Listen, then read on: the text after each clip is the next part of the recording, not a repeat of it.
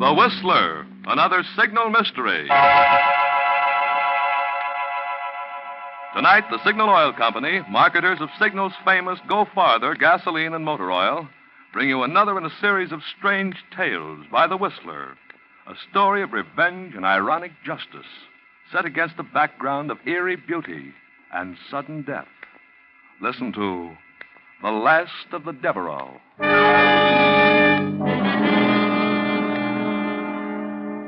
But first, an interesting fact. Last week, 100 motorists were asked how long since your front wheel bearings were repacked. Believe it or not, 72 out of the 100 didn't even know wheel bearings are supposed to be repacked, which will probably account for 72 cases of wheel bearing trouble at a time when car parts are hard to replace. You see, front wheel bearings aren't lubricated every 1,000 miles like the rest of your car. But every 10,000 miles, car manufacturers say front wheel bearings must be removed, cleaned, and packed with fresh grease. It's a precision job because the bearings must be adjusted so as not to bind, yet not be too loose. That's why it's a good idea to have your neighborhood signal dealer do this important job for you. He not only has the needed tools and special wheel bearing grease, but because he's in business for himself, you can count on him to do a conscientious job that will keep your wheel bearings happy for another 10,000 miles. Yes, 72 out of 100 didn't know it. But repacking your front wheel bearings is a mighty important way your neighborhood signal dealer can help your car go farther. And now,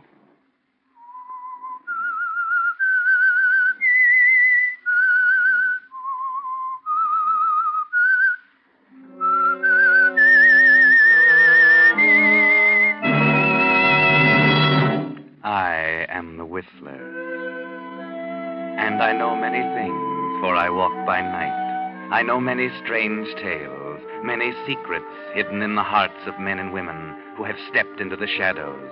Yes, I know the nameless terrors of which they dare not speak.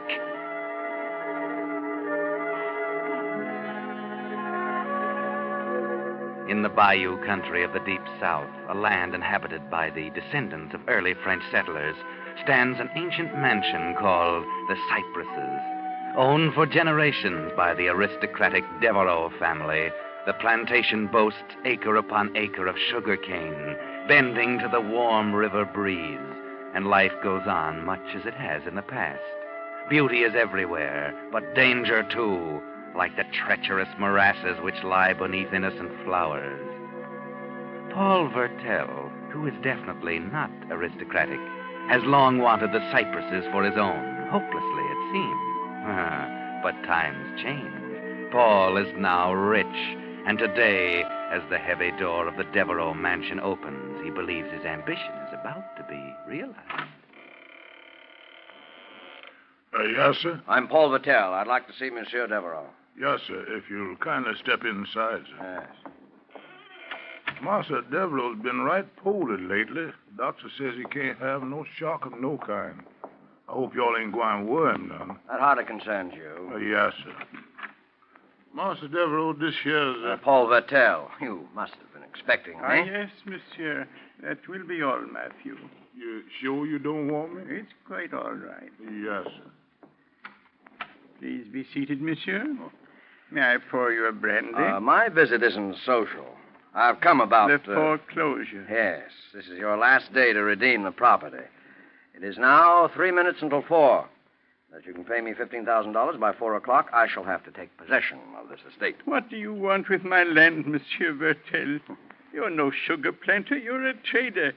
Yet you've taken great pains to buy up every note I've given in the last 5 years. Notes that I've had no trouble renewing. Cypresses took my fancy. I have the habit of getting what I want. Wasting time. I assume you're unable to pay the money, therefore... Your assumption is not correct, sir. It's not correct. Only a few minutes ago, I completed arrangements for a loan. The money has already been placed to my account. 2 minutes still remain before the deadline. I'll write you a check. I don't think you will. What do you mean? In a minute and a half, if you haven't paid me the money due, the cypresses will be my property. I've counted on having it, you hear? I won't be cheated out of it now. I'm an old man and a sick one, but I am going to that desk. Get out of my way, or I shall ring for help. You won't be able to. This is Devereaux land. You won't get your filthy hands on it. I warned you. It's you who should be warned. Take the cypresses, but its ghosts will haunt you. Its wine will sour in your glass. The river will rise up and cover the land, and you, Paul Vartel, will sicken and wither and die.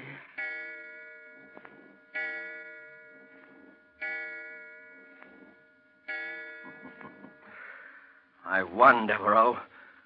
Your curse is as dead as you are. Who's there? Oh, Who are you? I can't... what have you done?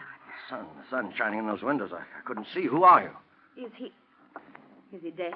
I don't know. Well, yes, he is. Matthew! It must have been his heart. We were just talking, and he suddenly collapsed. Here he is, Miss Ann. Oh, Lordy. Master Devereaux. I know who it was. I know it was this here gentleman who... Call Dr. Carson. And Matthew, get Charles and carry him to his room.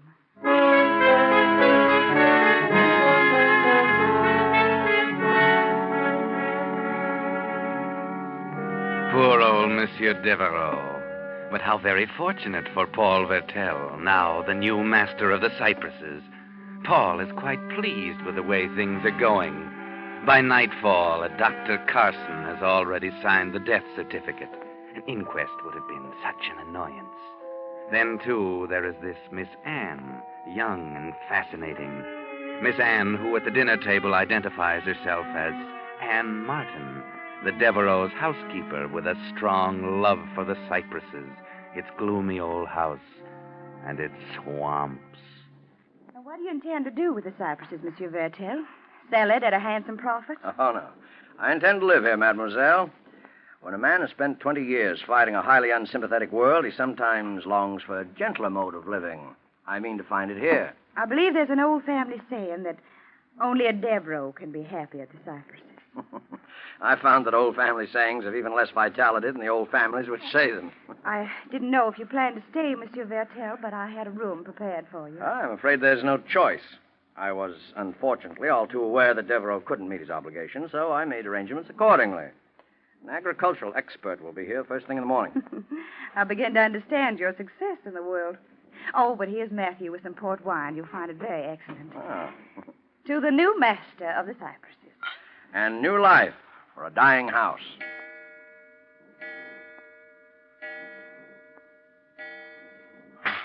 Monsieur Vartel, your wine. Oh, I'm clumsy. Please forgive me. You didn't drink the toast. The clock, it struck 4 times. Is there anything odd about...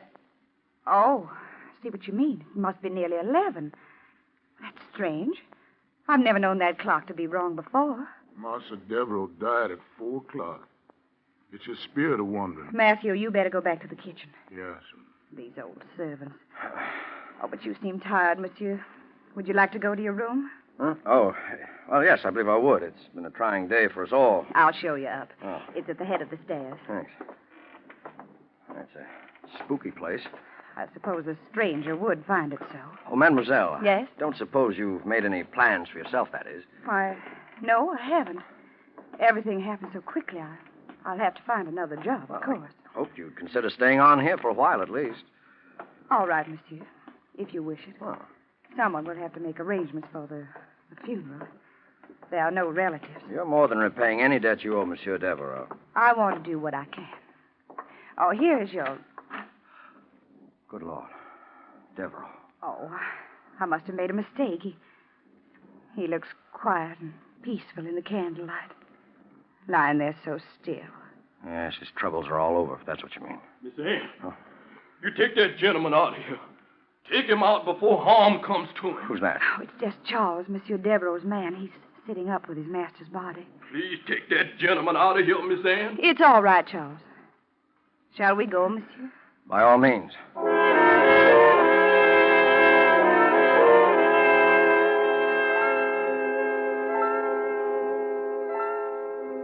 And so Paul Vertel becomes master of the cypresses.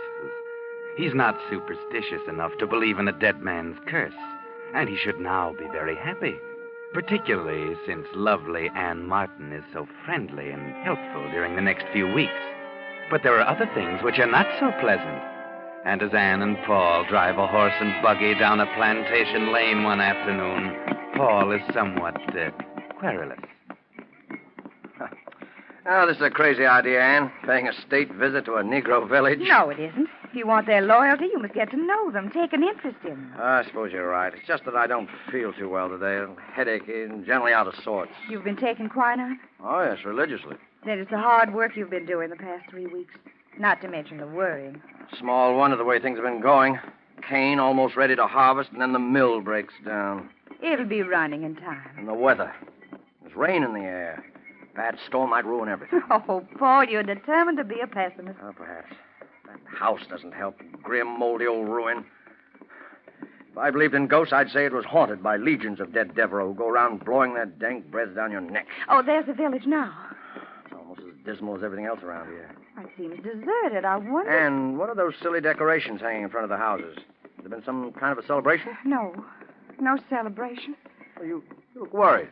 Those decorations, you call them. What about them? They're charms. Bits of cloth and sticks and heaven knows what else. Whoa there, boy. Huh. Deathly quiet. It would be. Paul. Yes, what is it? The door of that cabin there. It moved. Yes, it's opening. Oh, Charles, it's you. Where is everybody? Why didn't you come out to see us sooner? Well, come on. Speak up, man. Answer, mademoiselle. The colored folks, they all go away as soon as they find out Mr. Vertel he come here. They don't want no truck with nobody that got the curse of death on him. So that's why they put the charms up. Yes, sir. The charm to protect the cabin from the evil while they're gone. Stop talking like an idiot, you impertinent fool. I've got a good mind. You ain't gonna do nothing, Master Vertel. You's afeard. You got a trouble enough on your soul, and you ain't got much time left. I got much time left. Anne, get me out of here. Get me away from this lunatic.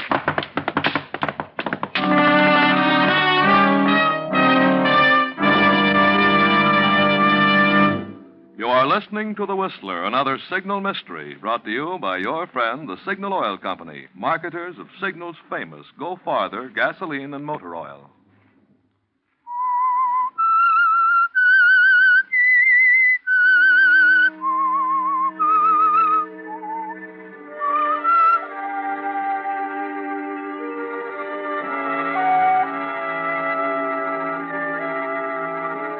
A few days have passed since the visit of Paul Vertel and Anne Martin to the Negro village, and the aged retainer's warning that Vertel hadn't much time left, that death by a dead man's curse was near. But today, Anne has persuaded Paul to accompany her on a picnic in the woods, perhaps in the hope that it will rouse him from his melancholy mood. Oh, come on with that picnic basket, slowpoke. You're a fine country gentleman. Out of breath already. Well, it's been a long time since I've spent an hour tramping through woods as thick as these.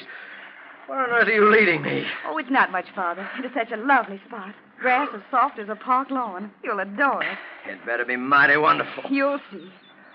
Oh, Paul, look. Huh? A redbird. We can make a wish. I doubt it'll do me much good. Of course it would. Redbirds are absolutely dependable. I give you my personal guarantee. All right, I've made it. Would you like to know what it is? To tell, you won't get it. Anne. Paul, don't hold me so Anne, tightly. Anne, darling, I want you to marry me. You do? I realize you've only known me a short time. Even if you don't love me, I promise you won't regret marrying me. Somehow, I don't think I would. Then you will marry me, Anne? Yes.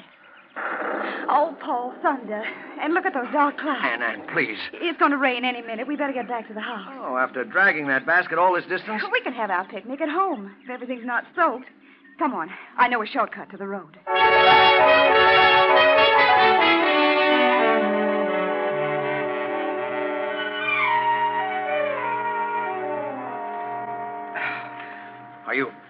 Are you sure you're going in the right direction?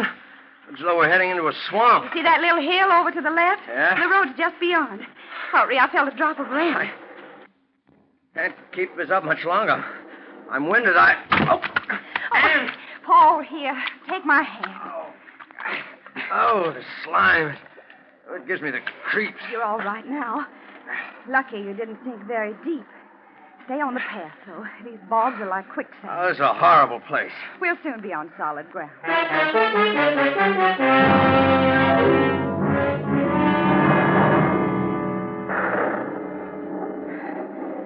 It's not much farther now. I hope not. Hey, what's that on top of that hill? It's a marker of some kind, I guess. Only I don't remember anything of that sort around here. Well, there's a mound of earth there beside it. In a few steps, we'll be able to make it out. It seems to be a grave. Only... It's open. I don't understand. A grave out here in the middle of nowhere? Well, let's go on, Ann. I've caught my breath. I'm curious. It's a marker, all right. A tombstone. Something's written on it. There's still enough light to read by if we go closer. Looks like the earth's freshly turned. The grave's empty. What? Don't read it, Paul. Huh? Let's go, quickly. I can scarcely see it. Here will lie the mortal remains... Paul, no. The mortal remains of Paul Vertel. Now doomed. Soon dead.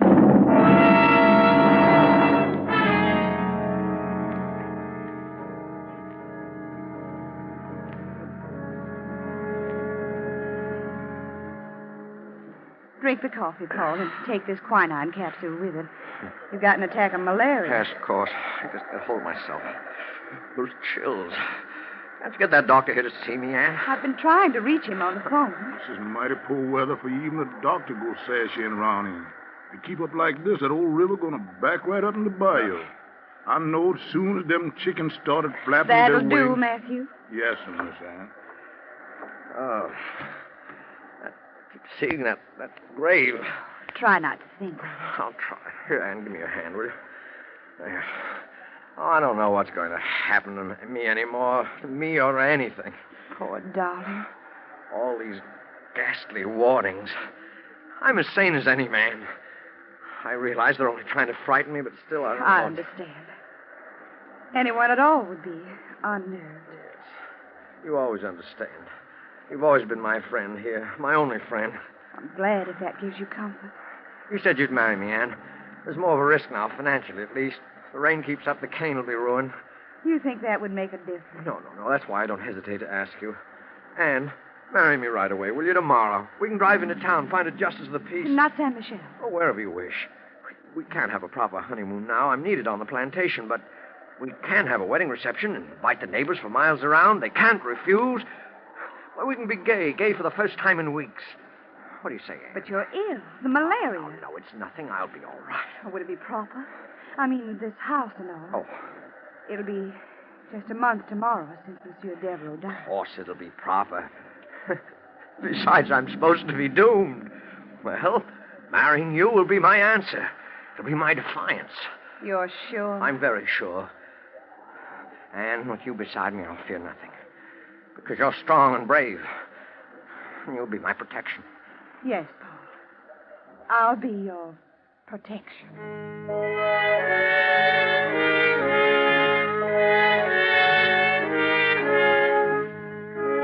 Paul feels that he's beaten his jinx now, that he'll have nothing else to fear. The next day, in a town not far away, he and Anne are married. The ceremony is performed by a magistrate, with strangers as witnesses. Afterwards, they drive back alone to the cypresses, while the rain pours down and the rising river spreads beyond its banks. Well, Madame Vertel, here's your home and your first party with guests who've come to help us celebrate. Oh there. Oh. Charles, Matthews. Confounded, why isn't one of them here to take care of this horse? I'm not going to wait. I'll come with you.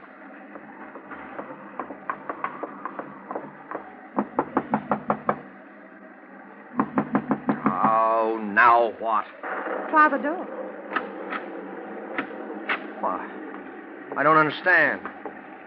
There's no one here. No servants, no guests, no one. But why? The guests didn't care to accept your invitation. Nonsense. No, it's this terrible weather. The servants have gone away because they're afraid. It isn't like you to talk that way, Anne. Here, let me take your coat. You were afraid last night. Oh, that's not true. Well, since we had the place to ourselves, we may as well go in the parlor. See? Everything's been arranged for the reception. A wedding cake, flowers, even champagne. I see. You're suddenly very glum, my dear, and you were so gay a little while ago. Oh, it's this house that depresses me. It's like a tomb. Means someone's going to die when a dog howls like that. But you're not afraid, are you, Paul? I'm here, you know. Your protection. Why do you keep implying that I'm afraid? Because you're trembling. It's the malaria, do you hear? There's nothing else. Wait a minute. There's a note on the desk with the inkstand. There's no one who'll be writing us notes. Oh. No. Let me see. Oh. Here. I, Paul Vertel, being about to die, wish to find peace of soul. I therefore confess that I came into possession of the estate known as the Cypresses by fraud. True. And by the murder done with my own hand of Robert Devereaux. Stop it. His handwriting, it's not yours. You mean you find it familiar? It's Monsieur Devereaux. Monsieur Devereaux, it can't be. The dead don't write. It's a forgery. It's a forgery. Unless... Yes. Unless Devereaux's alive. Yes, that's it. That's it. He must be alive. It's all been some ghastly joke. That's what it is. You'll find no comfort in that thought. Robert Devereaux is dead. I saw him buried. Well, then... The confession isn't signed. No, it's not going to be. No, this is a trumped-up fantasy to frighten me. But it's failed. It's failed miserably. Yes, of course. Come on. Let's have some champagne. Come on. We'll have a toast. A toast to all the accursed Devereaux clan. May they rot in eternal perdition. Wine. Sour. Anne, what are you laughing at?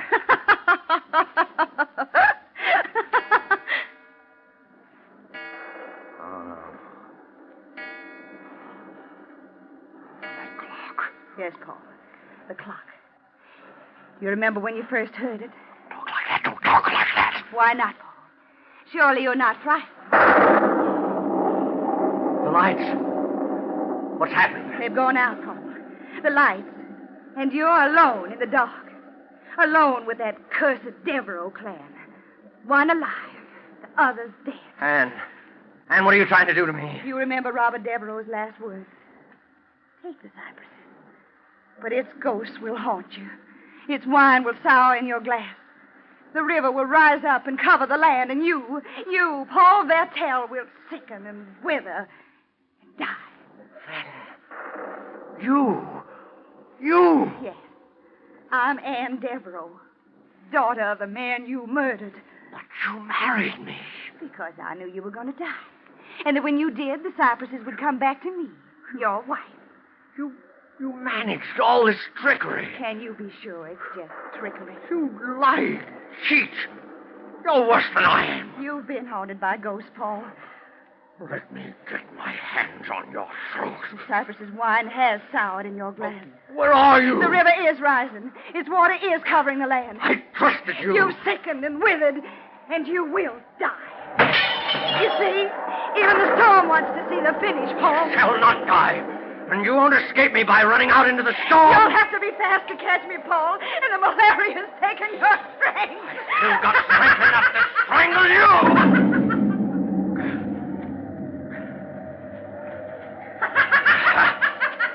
Kill you. I'll catch you and I'll kill you.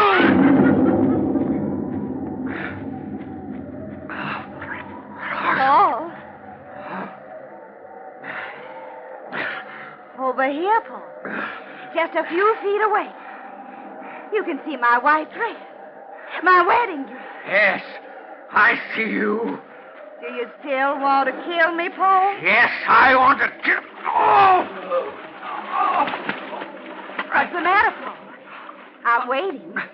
I'm almost within reach of your hand. It's quicksand. Anne, I'm sinking. Paul, dear, you should have been more careful. You should know your own land better. Where there is land. Anne, help me. Help me, Anne, before it's too late. You have nothing to fear. You're not going to die. You said that yourself. Oh, help me. Help me. You didn't help my father. Anne, have mercy. You had no mercy. Anne, please.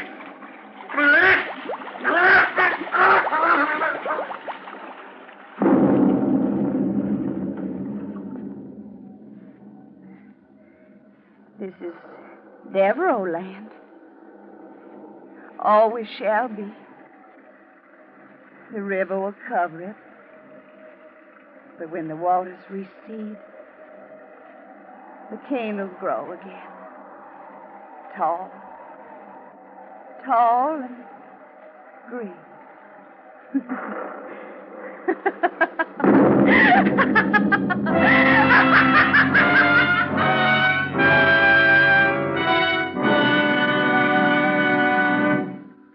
The Whistler will explain these strange happenings in just a moment.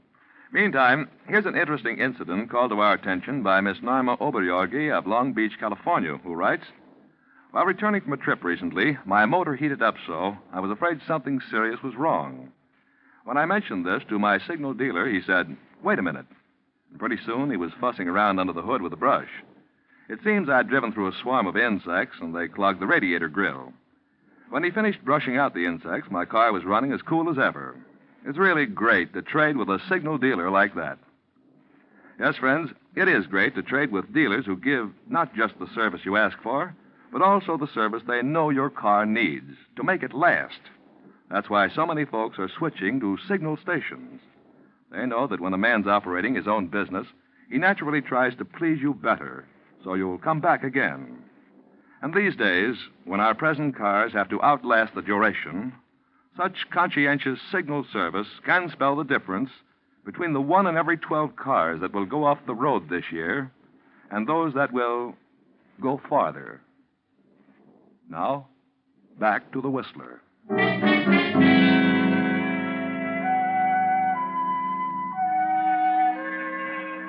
And so Anne Devereaux got the Cypresses back in the family. Yes, she'd tricked Paul Vertel, using every means at her command to break him in body and mind.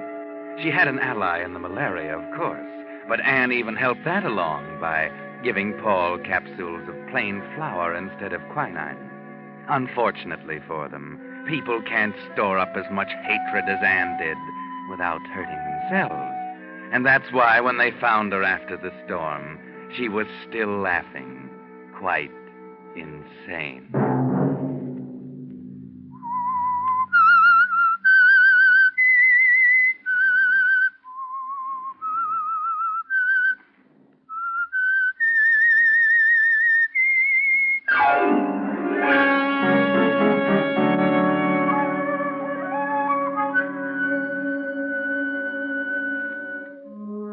The Whistler is broadcast for your entertainment by the Signal Oil Company, marketers of Signal's famous Go Farther gasoline and motor oil, and your neighborhood signal dealer, at your service to keep your car running for the duration. The Whistler was produced by George W. Allen. Music composed and conducted by Wilbur Hatch. This program is being transmitted to our troops overseas by the Armed Forces Radio Service. Next Sunday night at 7:30, The Whistler will bring you another signal mystery, Till Death Do Us Part. Bill Pennell speaking.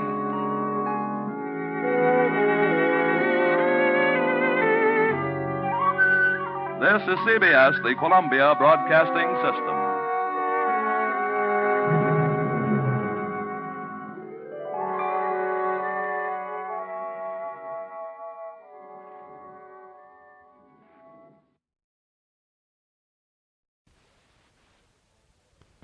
The Signal Oil Program.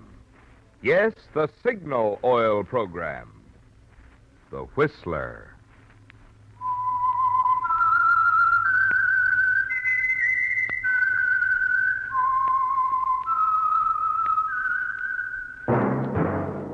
That whistle is your signal for the Signal Oil program, The Whistler.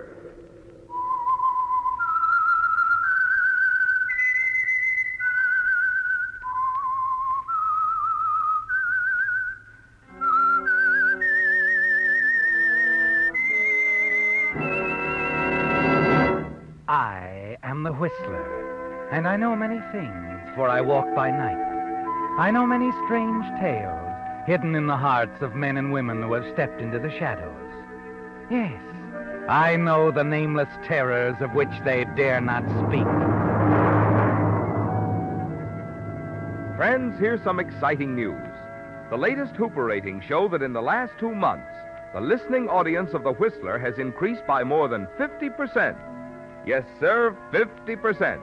And even before this increase, The Whistler was rated tops in popularity for a longer period of time than any other West Coast program in radio history. What do we at Signal Oil think about this? Well, naturally, we think it's wonderful. And we want to say thanks to our regular audience and welcome to all you new listeners. And remember, friends, Signal gasoline is tops, too. And now, The Whistler's strange story. Ticket to Paris.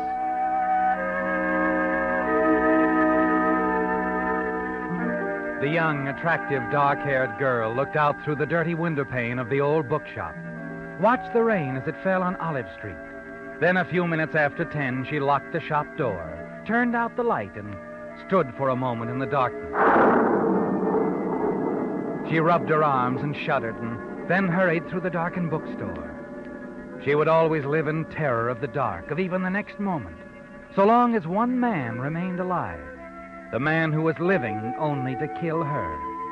She'd been forced into the back streets of obscurity to escape him, and though she despised this grim little bookshop where she worked for the old woman named Hattie Simmons, the job paid for her keep, provided her with more safety than she could find anywhere else. As she reached the door to a room in the back of the shop, she stopped and listened. There was someone in the room, searching in the darkness. She threw open the door and switched on the lights. Oh, hello, Madeline. Hattie, what are you doing here in my room? I couldn't sleep, and this old rocker here is so comfortable, I thought I'd come in and sit a while. Oh, my, it's comfortable. You don't mind, do you, dearie? No, I don't mind. It's the storm, I suppose. Makes me so restless. Hattie. Yes, dearie? My trunk. I'm certain I had left it closed. Oh, that. Well, you see... The wine bottle is in the cupboard. Help yourself. Well, now, I don't like to pick up the habit, mind you, but seeing that I can't sleep... Perhaps these would be better for you. Oh, the sleeping tablets. Yes, I was looking for them. The box was here on the table. Dear me, my eyes, you know. Here you are. Madeleine, it always struck me kind of queer, a young girl like yourself taking so many of these pills. They're harmless. Yes, I suppose.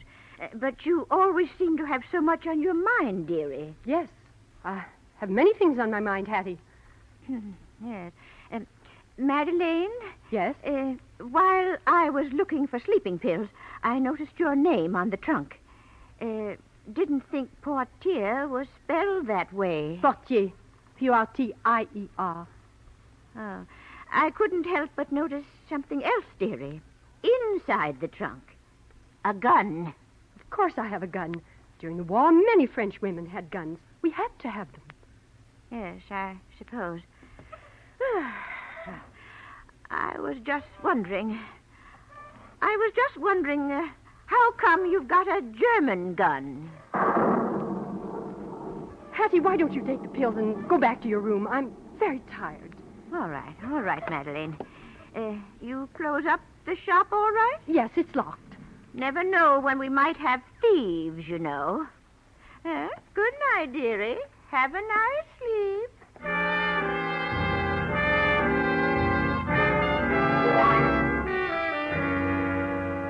You watch Hattie waddle out the door, and when she's gone, you hurry to the bureau.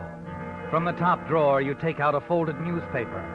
And for the 100th time, you stare at the photograph on the front page. The photograph of a man in a Nazi uniform. Over it is the name Heinstadt and a question mark. Next to it is another photograph. A young, smiling American correspondent, Alan Tennyson, recently home from Europe. You slip the newspaper into the pocket of your raincoat and hurry out of your room into the shop. And then as you open the front door... Hiya, Frenchie. Oh, you frightened me. What are you doing here, George? Can a guy come around to see his old aunt once in a while, huh? Hattie has gone to bed. Fine. I really didn't come around to see her anyway. I'm sorry. I'm going out. Hey. What's your hurry? George, please, let me by. It's raining, baby. Terrible night to be out. Please. Much better to stay in. Curl up with a good book. Or something. Madeline? Madeline, is that you out there? I thought you said the old goat had gone to bed. Madeline, what? Oh, it's you. What are you doing here, George? That seems to be the burning question of the week. Good evening, Aunt Hattie. Madeline, I thought you were going to bed. No, I decided to go for a walk. In this weather, dearie? Don't worry about me, Hattie. Good night.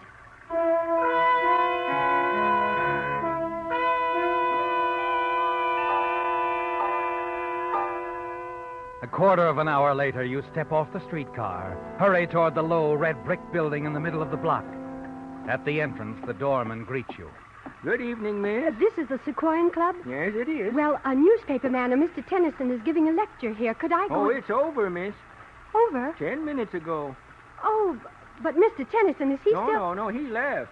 But I must see him. It is important. Well, I think you'll find him across the street at the bar. He was headed in that direction when I saw him last. The bar? Thank you. Thank you very much.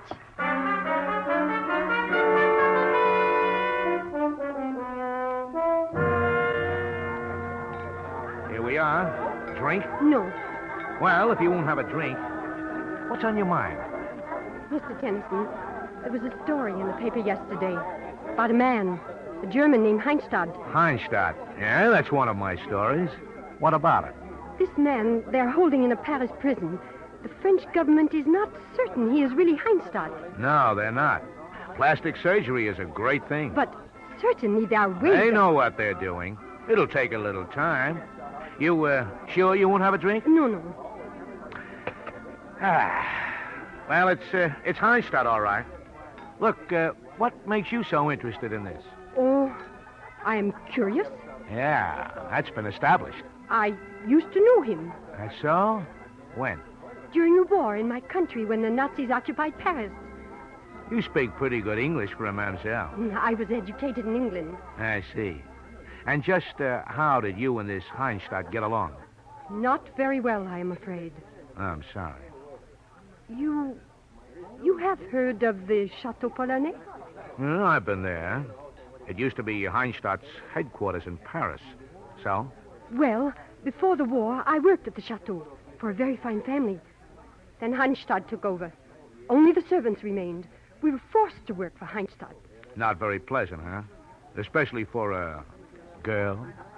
Pretty one at that. It was unpleasant for several of us.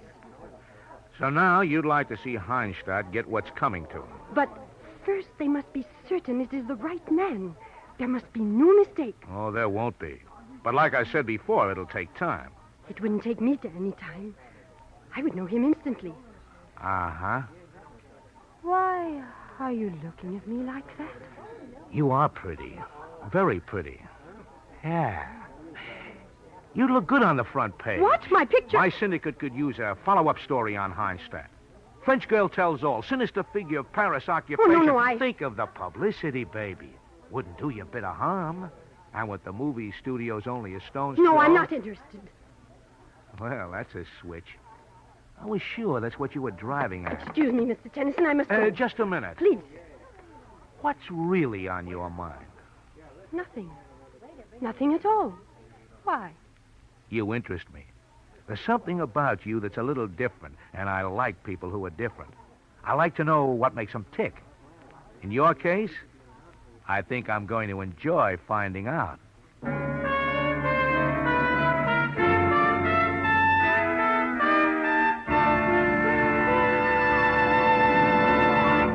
With with the prologue of Ticket to Paris, the Signal Oil Company brings you another strange story by The Whistler. Because the past several months of cold weather have been particularly tough on car batteries, here's some news that's worth remembering. There's now available an improved type battery, which is not only much more powerful, but lasts far, far longer. I'm referring to the new Signal Deluxe battery, sold only at Signal service stations. Unlike ordinary batteries, which may be guaranteed for 12 or 18 months, Signal Deluxe batteries are guaranteed a full 30 months on a service basis. Also, Signal Deluxe batteries deliver up to 35% more power to give you quick, dependable starting and to take care of the many electrical gadgets on modern cars.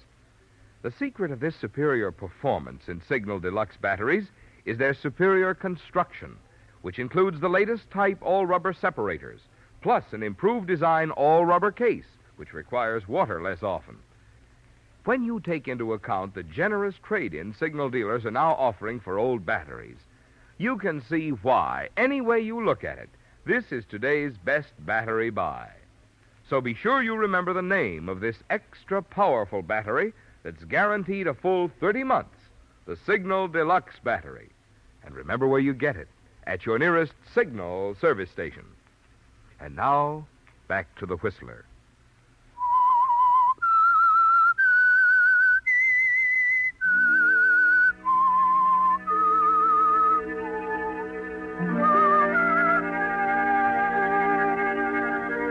Yes, Madeline. The thought of your picture in the newspaper, the publicity frightens you, doesn't it?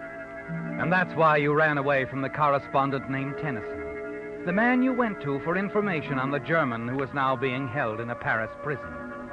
You hurry back to the little bookshop, spend a sleepless night wondering if the prisoner is Heinstadt. You wonder, too, about the newspaper man, if he really meant it when he said that he would find out more about you. The next day, find you in the bookshop as usual, and by afternoon you're convinced you've seen the last of Tennyson, when suddenly a voice behind you... Pardon me. I'm interested in a mystery called Why Doesn't Mademoiselle Want a Picture Taken? Mr. Tennyson. Hi. How did you find me? Let's go next door. We'll talk about it over coffee. No, I'm alone in the shop. Besides, there's nothing to talk about. Hey, you gave me quite a chase last night. Why are you afraid, Madeline? How did you know me? The cop on the beat said it was Madeline. Madeline what? Simoneau. How about Portier? Mr. Tennyson, what do you want of me? I want to know why you're so interested in Heinstadt, or the guy they think is Heinstadt. I told you. Yeah, but not all of it. So he was a big, nasty character. All right. The day of the liberation of Paris, Heinstadt was prepared to abandon the chateau. I locked him in a room so the Americans would capture him. He pleaded with me, promised anything if I would let him go. When I refused, he swore he would kill me if he ever got away. So that's it. And he did break out of there before our boys reached the chateau. Yes. I knew that as long as he was at large, somewhere in Paris, I was not safe. I see. So you had to get out of Paris? Yes. Later, I came to America. Still don't feel too safe from Heinstadt, huh? Well, I've heard that a few Germans have been able to sneak into this country, and it's possible that Heinstadt may be here now. Any publicity about you would lead him right to your doorstep. That's right. You see, Mr. Tennyson, why it's so important to me that I find out if that man in the Paris prison is really Heinstadt. Sure. Well, I'm not going to twist your arm. We'll just forget the story. Mr. Tennyson, you have contact with these things. Perhaps you will let me know when word comes. When the man is identified? Yes, I'll do that. I'll let you know. Thank you. Thank you very much.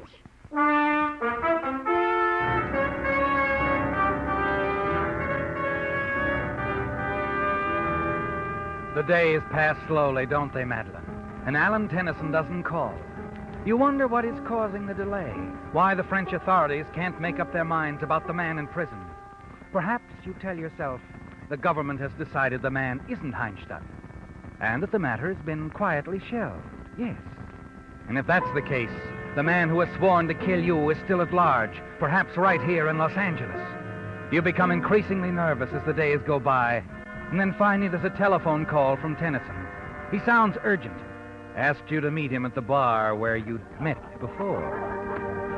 Madeline, over here. Oh, yes. Am I on time, Mr. Tennyson? You are. Sit down here. Thank you. Oh, waiter, champagne, the ladies here. Champagne. Ah, it's an occasion, Madeline. Well, you have something to tell me. Please don't keep me in suspense.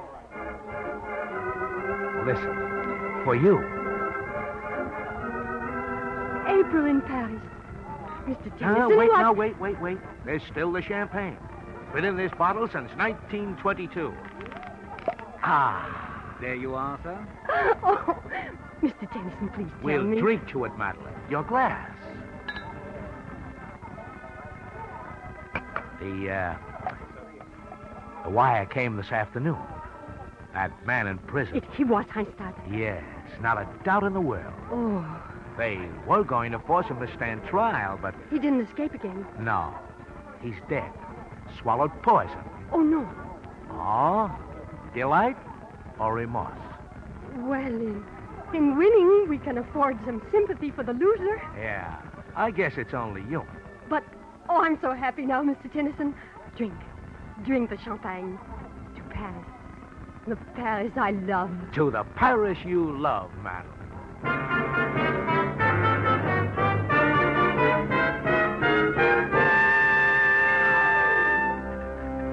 Yes, Madeline, you're eager to celebrate, aren't you? Because this news of Heinstadt's death clears the way for you.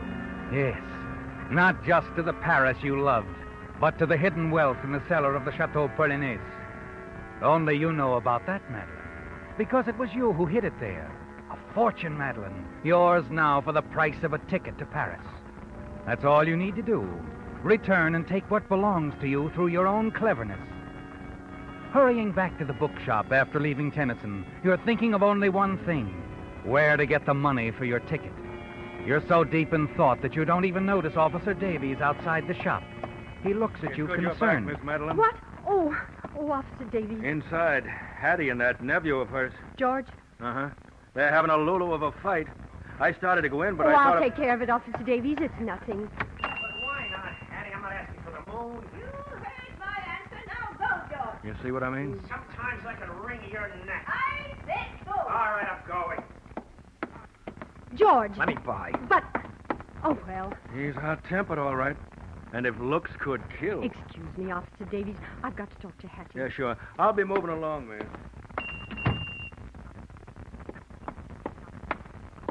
George? No, Hattie.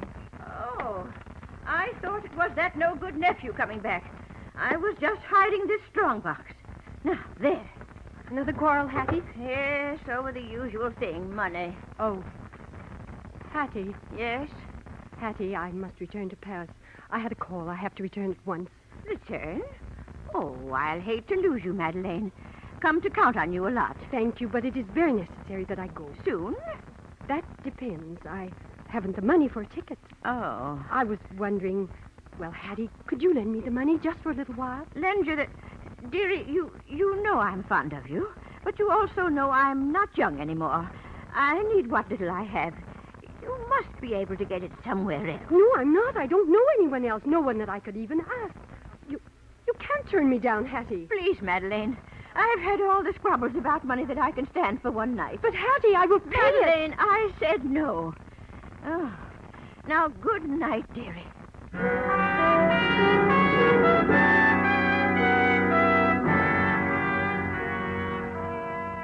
She's refused you, Madeline. When you counted on her so much. But it isn't over, is it? No, it can't be. You have to get to Paris, even if it means stealing the money. You'll be able to repay Hattie 3 times over. The following afternoon, the opportunity you've been waiting for presents itself. Hattie leaves the shop. You wait a half hour after she's gone, to be sure she's not just on an errand to the corner store. Then you close the shop, hurry to Hattie's room, and go to the drawer where she's placed the strong box. It's still there. You pick it up, hurry back to your own room, and there you try to force the lock, and then... Well, sweetheart, we seem to have the same ideas about things. George. Yeah, that's right, George. Boy with the key to the front door. I'll take the strong box, baby. No. Oh, but yes. Give it to me. And you can tell my dear aunt that she won't be seeing me for some time. No, George, you mustn't take that box. Get away from me. Give it to me, George. Get away. He shoves you aside and you fall in a daze, your head striking lightly against a trunk. You look at it, Madeline. It's your trunk, your own. And suddenly you remember there's a gun inside. Madeline, put that down. Give me that box, George. Don't come any closer to me. George, I warn you. Madeline, you wouldn't. You couldn't shoot me. Madeline.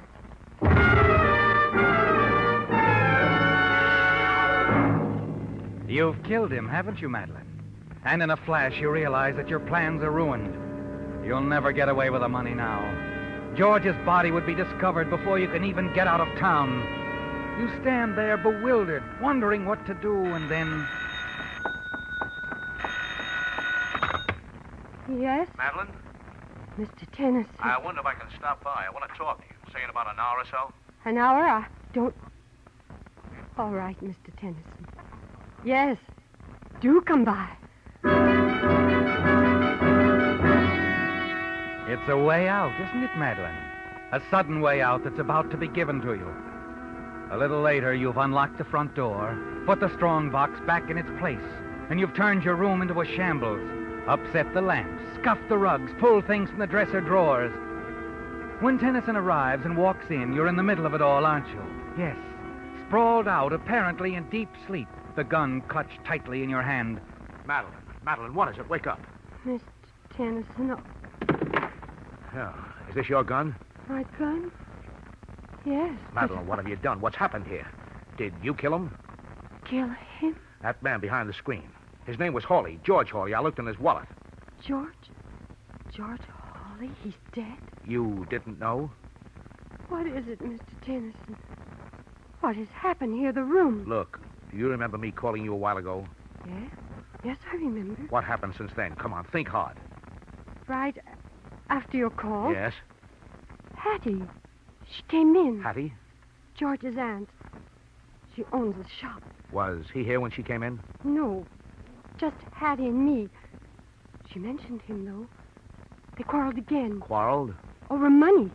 They were always quarreling over money. Her money? George thinks some of it belongs to him. It was left by a relative. All right, go on. Then what happened? Nothing much. We had some wine together. And is that what put you to sleep? No, I felt sleepy. Like when I take my sleeping pills. I see. Madeline, where's Hattie now? Why, I don't know. Uh-huh. You know something, Madeline? This is all too pat. What do you mean? Look at this room. The way things have been tossed around. I don't think there was a struggle here at all. You don't... This whole setup is a phony. The room was made to look like there'd been a struggle. This lamp on the floor, it didn't fall. It was placed there. The bookcase, it was pulled from the wall. Mr. Tennyson, Look, Madeline, I've been suspicious of you right from the start. You and that Heinstedt guy. But I explained I like why. to do my own explaining, find my own answers. Last night I got to thinking you might have been Heinstedt's girlfriend. His girlfriend? Yes, he had one, you know. A French girl named Diane Roger. Diane Roger, but she's dead. She threw herself into the Seine on the night of the occupation. Yeah, that's the answer your government sent me this afternoon. Then what you were thinking last night... Last night doesn't matter, or what I thought then. The important thing now is the dead man behind that screen. But you do believe me. Like I said, this whole thing is a little too pat. It's a frame. And Hattie could have framed you. Hattie? She would do this to Why, me? look, if you'd have planned to kill George, you wouldn't have tried to do it this way. I think you're a lot smarter than that. Oh, I'm glad you see it that way. Uh-huh. I better call the police now. Thank you, Mr. Tennyson. Thank you very much.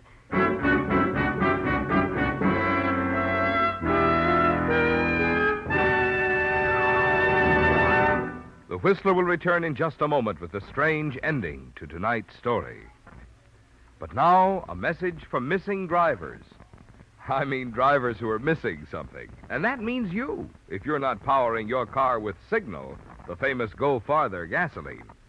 One thing you're missing is that good mileage, which has made Signal gasoline known throughout 6 western states, from Canada to Mexico, as the Go Farther gasoline.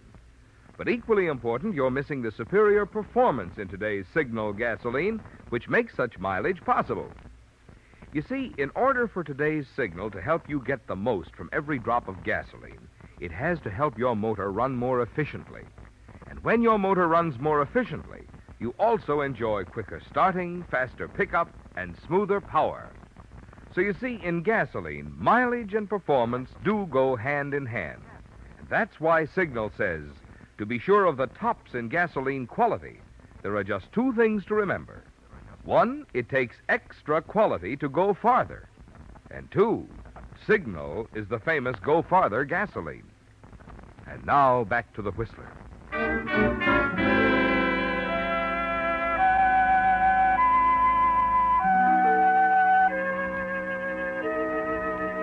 You congratulate yourself, Madeline. Your plan seems successful. You're certain you've sold Alan Tennyson on the idea that you were the victim of a plot by Hattie, that she had killed her nephew and had fixed the blame on you. And now it looks like he's going to help you, because he seems convinced of Hattie's guilt. You listen as he calls the police and tells them what's happened. Then he calls his newspaper. Minutes later, he's back in your room, and you notice a strange expression on his face. Is something wrong? One of the boys just cabled a story from Paris. The French authorities found a fortune in jewels in the cellars of the Chateau Polonais. Oh, no. You seem disappointed. You know, that hunch I had last night, maybe I was right after all. Maybe Heinstadt's girlfriend, Diane Roger, didn't jump in the Seine the night of the occupation.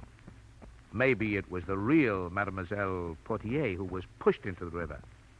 How about that, Diane? You will never be able to prove it, Mr. Tennant. No, I guess not. What about the dead man over there, George Hawley? Hattie tried to frame me. Madeline? Madeline? Where are you, dearie? Oh. Hello, Hattie. Officer Davis? How are you, miss? So, the police found you, Hattie. Found me? What are you talking about, dearie? I've been with Officer Davis all afternoon. We went down to Long Beach. Hattie wanted someone to go along with her. Protection, you know. And it was my afternoon off. Protection? That's right, dearie. Forget what I said last night. I changed my mind. I decided to go down to the bank where my brother works to get the money you wanted for your ticket to Paris.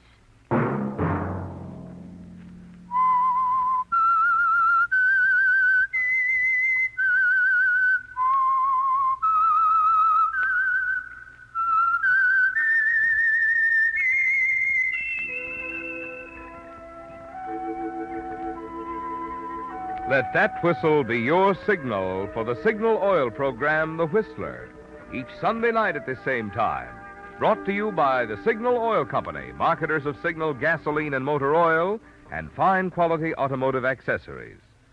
Signal has asked me to remind you, to get the most driving pleasure, drive at sensible speeds, be courteous, and obey traffic regulations. It may save a life, possibly your own.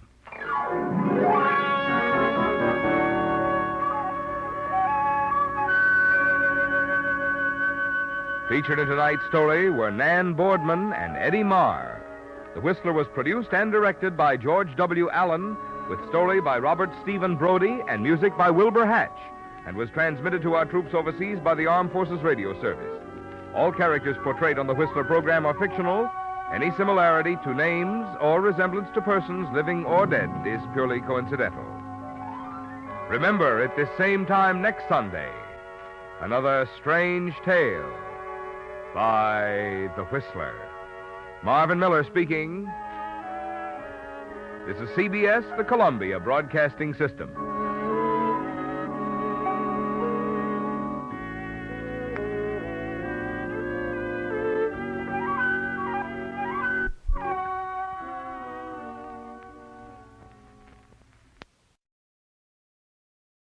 Signal gasoline. Let every traffic signal remind you, you do go farther with Signal gasoline. Yes, you do go farther with Signal.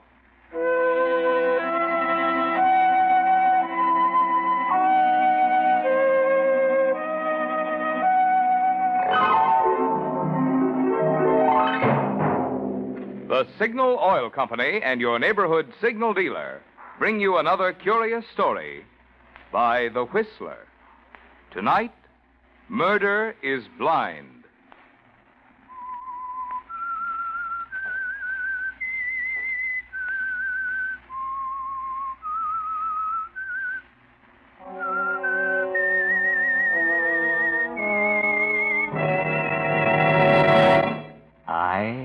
am the Whistler, and I know many things, for I walk by night. I know many strange tales hidden in the hearts of men and women who have stepped into the shadows.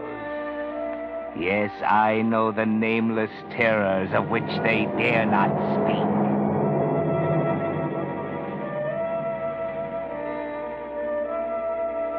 Most people are blind. Yes, they're blind to the shortcomings of someone close to them, someone sometimes to their own. That was the way with the three women who lived in the old Hopkins house on the hill. Three very different women, but all of them blind to the characters of the others. There was Lorna Hopkins, mistress of the house, warm, sincere Lorna, happy in her coming marriage to Gregory. There was Patsy Hopkins, Lorna's cousin, whose only happiness is in herself, her youth, her loveliness. And old Fräulein, the old German housekeeper who has been Patsy's governess, and who had found happiness in serving her with years of devotion. None of them really knew the others. All of them were a little blind. That is, until it happened. It started the night Patsy was helping Lorna with her hair. There. That's finished. Fräulein can help you with the rest. Now what? Gregory. He's waiting in the living room. Do keep him company like a good girl, Patsy. Oh, really, Lorna? It's a bit tiresome playing substitute. Besides, he doesn't want to see me. Of course he does. Be an angel and try to keep him consoled till I get dressed. Listen. Greg playing the phonograph? Caselli's Serenade. Lovely, isn't it? Is it? Greg once said it was a musical description of me. Can you imagine? He can say such nice things. Oh, look, Patsy, I'm not nearly ready. Do run down and pay the poor man a little attention like a good girl. You're pretty sure of yourself. Sure about what, Pat? Nothing. I'll go.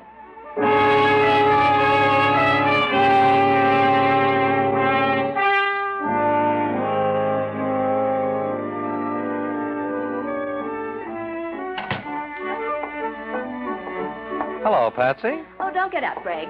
Lorna's still dressing. In the meantime, I'm supposed to entertain you. You always have. Thanks. You're leaving for New York soon, aren't you? Yeah, in a few days. Mother wants me to handle some of her affairs. I'll be back after a while. For Lorna? Of course. We expect to be married in Mother's home, you know. After that, the honeymoon. Someplace in the North Woods. Someplace where we can be together, far away from everybody.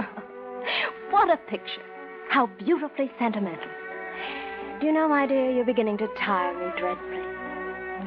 I've suspected that before. What's the matter with us, Patsy? Is there something the matter? We used to get along together so well. Lately, we don't seem to understand each other at all. Shall we talk about something else? No. Something's come between us. Ever since I became engaged to Lorna. That has nothing to do with it. Well, of course not, but what is it, Pats? What's going on, anyway? Nothing, I tell you. Oh, for heaven's sake, stop that thing. Take that sickening record off. Well, sure, Pats. I always thought you liked it. Turn it off! Greg. Yes? I want you to do something for me. Sure. Anything. I want you to go back to New York. Well, but I am, Pats. I'm leaving toward the end of the month. I mean now. Today. Today? Yes. Well, what's the matter, Patsy? Don't you even like me anymore? Like you? Oh, why, you fool, I love you. What? From the first day we met. Haven't you seen it? This is incredible. You can't mean this. I never meant anything more in my life. I know I'm shameless, Greg, but I can't help it. Greg. What about Lorna? Oh, Lorna will never make you happy, never. She's good and sweet and kind, but goodness and sweetness can be tiresome. Yes, and kindness, too. I know Lorna, Greg, and I know you. In a year, you'd grow to hate her. Please, Pats, please, you mustn't say these things. But it's true. I've got to say these things. Don't you see, my darling, I'm thinking of your happiness. Yes, and Lorna's, too. And you? And of mine. I have the right to think of mine, haven't I, Greg? We needn't hurt Lorna too much. You'd go away, go back to New York, and after a while, 6 months, I'd come to you. And, Lorna, she would have forgiven me? When she saw we were happy, what else could she do? Oh, Patsy, I'm trying hard to believe that you can't mean all this. Oh, but I do. I love you, Greg. I love you so much that you must know it, feel it. Then I'm sorry for you. I can't tell you how sorry. It's Lorna. There can't be anyone else. There never will be. Oh, but you don't love her. You can't love her. You love me. You do. I know you do. Oh, Greg, my darling. Stop it. Do you think for a minute I'd give up Lorna for you? Oh, Greg. She doesn't deserve this kind of deal from you, Patsy. She's taken you into our home. For years she's cared for you like a sister. Why? Oh, it's cheap. Oh, don't, please. Put your arms around me. Greg, I'm right. I know I'm right. You slapped me. Yes. So? Now listen, Patsy. You listen to me. Yes? This is important. Remember it. Yes? You'll never marry Lorna. Do you understand? No? If I can't have you, she'll not have you. Will you please tell your cousin I'm waiting for her? Remember that, Gregory.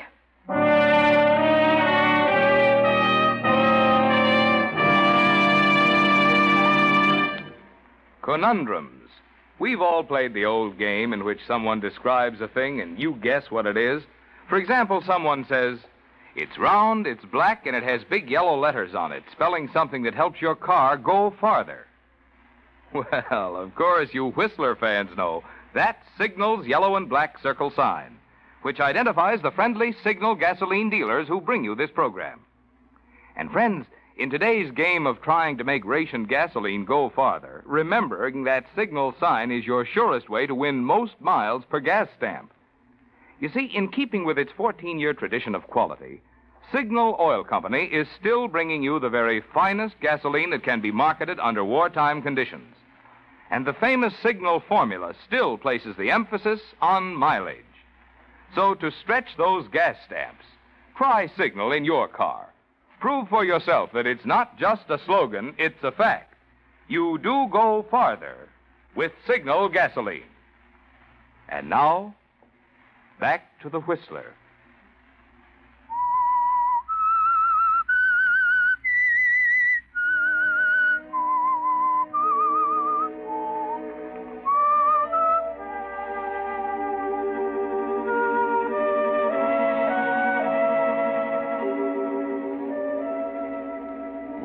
Patsy, you never dreamed that Gregory would be difficult, that he would reject your love, did you? You were sure that he would fall just as all the other men in your life had fallen. But that's the way things go, Patsy. The one you really want is always the one who doesn't respond. And now as you lie in your lonely room, your thoughts aren't very pleasant, are they? You are sleeping, Miss Patricia? No, Fräulein. Come in if you wish. I've come to see what it is that's making my little girl unhappy. There is something, isn't there, yes? Unhappy? Why do you think that, Fräulein? Fräulein can always tell. What is it, my baby? Nothing. You're imagining things. So? Ah, you are so much like your mother. 1 minute laughing and gay, her eyes shining, and the next, poof, when she becomes sad. Was she really very pretty? Pretty and clever. And sometimes unhappy like you. Often she thought your papa didn't love her. She only knew, really knew, when it was almost too late. When she was dying? Yes. Then your papa almost went crazy. He hadn't paid attention to her headaches. He thought she was pretending them to get sympathy. But later on, when she became blind... Poor mother. Brain tumor must be a horrible thing. She didn't suffer too greatly. Headaches, yes. And her eyes became so big, so staring, the pupils so dilated. And Father? He went all to pieces, cried just like a little boy. Your Mama died happy, for toward the end she knew how much he really loved her. He really did love her. Till the day he died. Oh, I've upset you talking about your Mama. No, Fräulein, I'm glad. I'm glad you told me.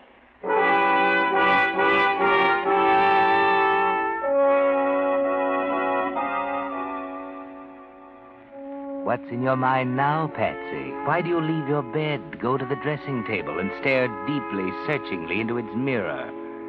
Your eyes slowly widen, and you shudder a little bit. After a while, you return to your bed, and your eyes hold a curious, furtive expression, as though, Patsy, you were hiding a guilty secret. And in the days that follow... I've kept you waiting, haven't I, Greg? I'm sorry, really. Oh, forget it. Anything the matter? Nothing serious. I've been upstairs comforting Patsy. Patsy? Poor girl, she's having such a headache.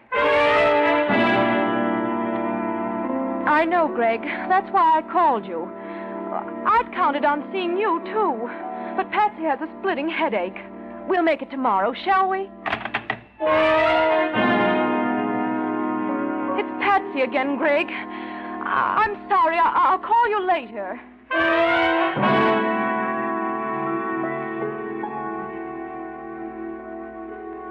There is something the matter with Patsy, Greg. I'm sure of it. These pains, these spells of dizziness, they worry me. Ah, I can see that. But don't you think you're inclined to exaggerate her condition? After all, everybody has headaches, you know. Yes, I know, but not like Patsy's. They're doing something terrible to her. She looks badly, Greg. Her eyes seem so strange. I don't like it. This is something new, then? Her eyes, yes. But her headaches, well, she told me she's been having them for weeks. She said nothing because she didn't want to worry me. I see. These attacks, when she has one, she's practically helpless. Oh, she's so dependent on me, Greg. Yes, and always at a time when I want to take you to dinner or to the theater. That's not fair, Greg. Perhaps not, but are you being fair with me? I don't understand. I'm leaving for New York in a day or two, but that seems to make very little difference to you. Oh, that's not true. Let's not quarrel, Gregory. I'm not quarreling. All this nonsense is getting too much for me. If anything was seriously wrong with a girl... You don't think there is? Not as bad as she pretends. Frankly, I think she's putting on an act of some kind. What's that? Patsy! Miss Lorna, hurry, come quickly. What is it, Fräulein? It's Miss Patsy. She can't see. Oh, Miss Lorna, she's blind.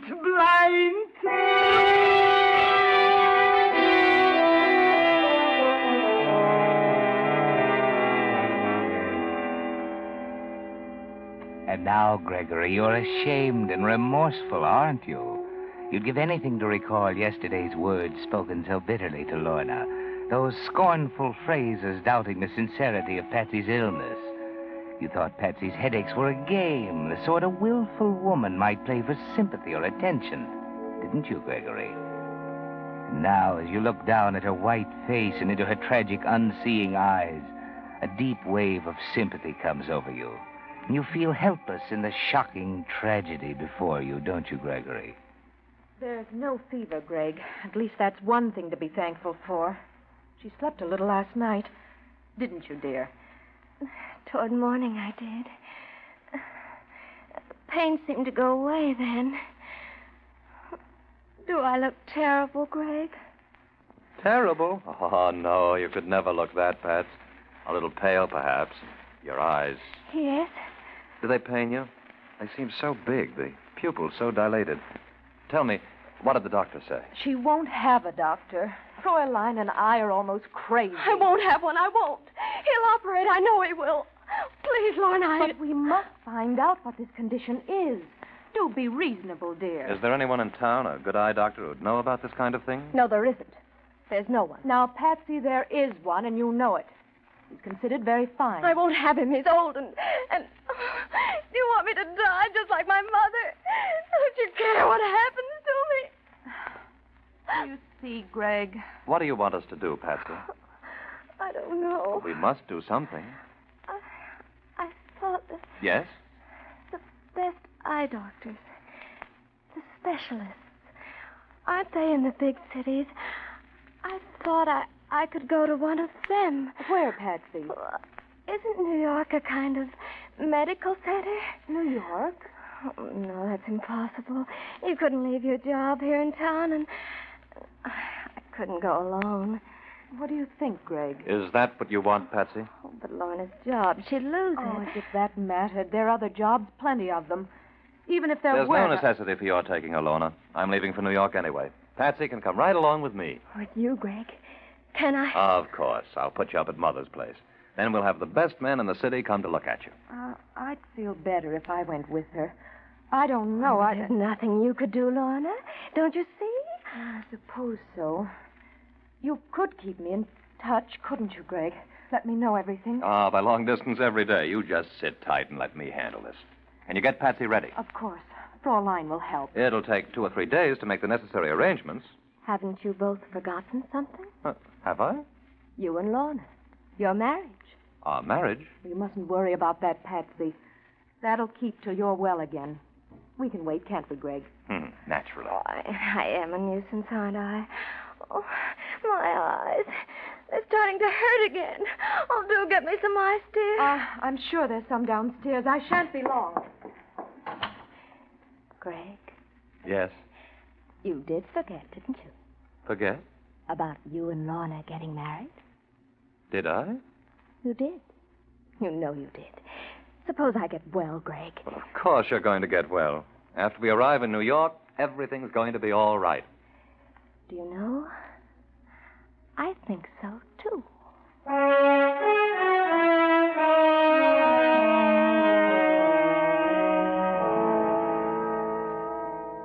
Well, Greg, perhaps you're being a little blind, too. You've forgotten Patsy's warning, haven't you? And her helplessness is a rebuke to your conscience, isn't it, Gregory? For you remember, in spite of Lorna's warnings, your indifference to Patsy's repeated headaches. And you know that if this girl dies, nothing can ever be quite the same for you and Lorna. It's imperative that Patsy regain her health not only for her own sake, but for the sake of your marriage as well. And now, after a day spent in making traveling arrangements, you return to the house with Lorna.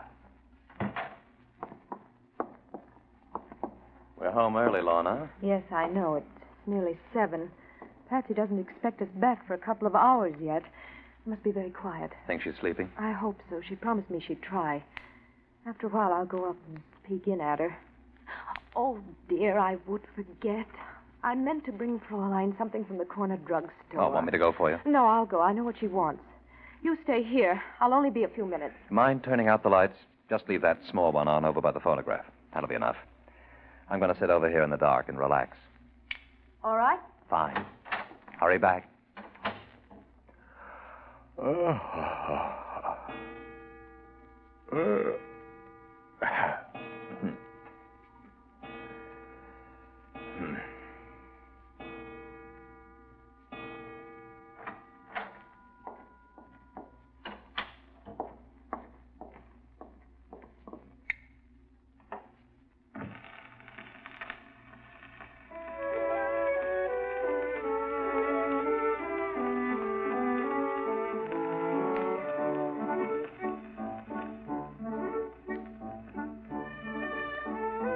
It is lovely, isn't it, Patsy? Play it through. It's a bit late to stop now. Greg, Yes, gullible Greg. Simple, trusting Gregory. I didn't expect You to see me? Of course you didn't, my dear. It's all very obvious. Shall I leave you with your serenade? Well, this record, I knew where it was.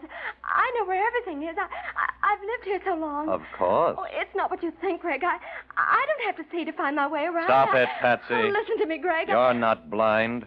You never were. Well, What are you going to do? that's better.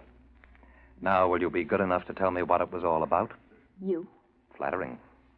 I made up my mind to have you, Greg. And it didn't make the slightest difference to me how I did it. Not even if it smashed things up for Lorna? That didn't matter. Nothing mattered but you.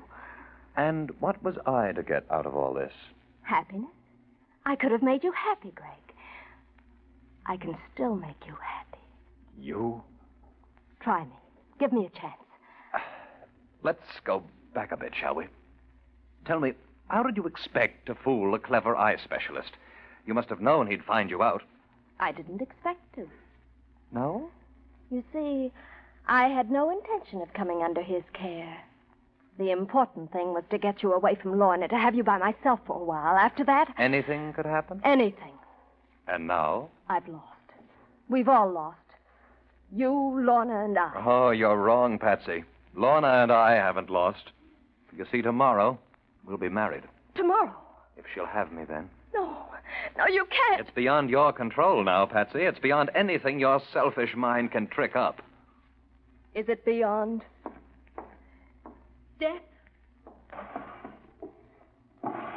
Perhaps my love for you was a selfish thing. But to me, it was everything. Don't you understand, Greg? Nothing will be gained by shooting me, Patsy. If I can't have you, nobody else shall. Remember when I told you that? Don't, for all our sakes. Patsy, what are you doing? Patsy! Greg! Greg! Ah!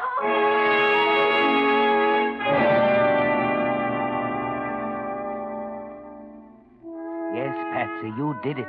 You've killed Greg, the only man you ever really loved. You watch, fascinated and horrified, as Lorna drops to the floor beside him, weeping.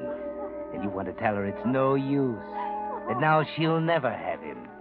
You're glad. You hate Lorna, Patsy. You turn all your suppressed grief for yourself into hate for her. Get up. You can't bring him back. What did you do with that? It doesn't matter now. Greg, darling. Don't be an hysterical fool. You've got to help me. Here, take the gun. Take it and hide it, you hear? The gun? You want me to go to jail? Don't stop to think. There. Now you must hide it. It must never be found, do you understand? Hide it? But what are you going to do? I heard a noise. It's Mr. Gregory. He's hurt. Oh, what is it, Lorna? What happened? Tell her, Patsy. You can tell Fraulein. I tell Fraulein? What is it, Patsy? But I don't know. You don't know? How could I? I was in my room.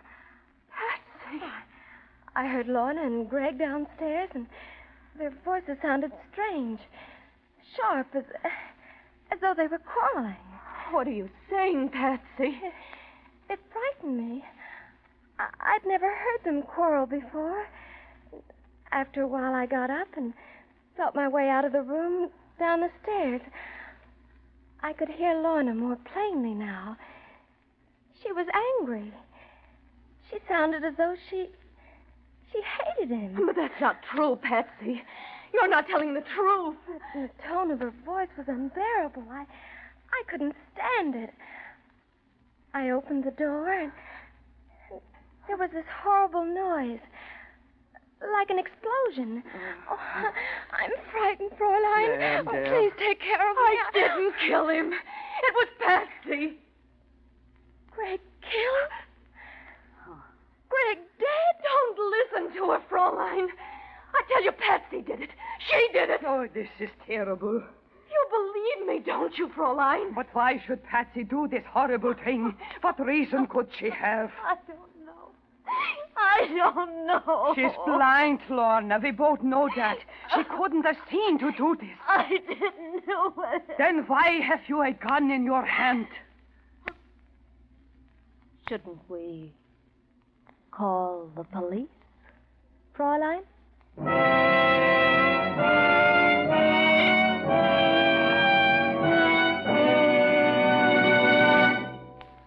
The Whistler will return in just a moment with the strange ending of tonight's story.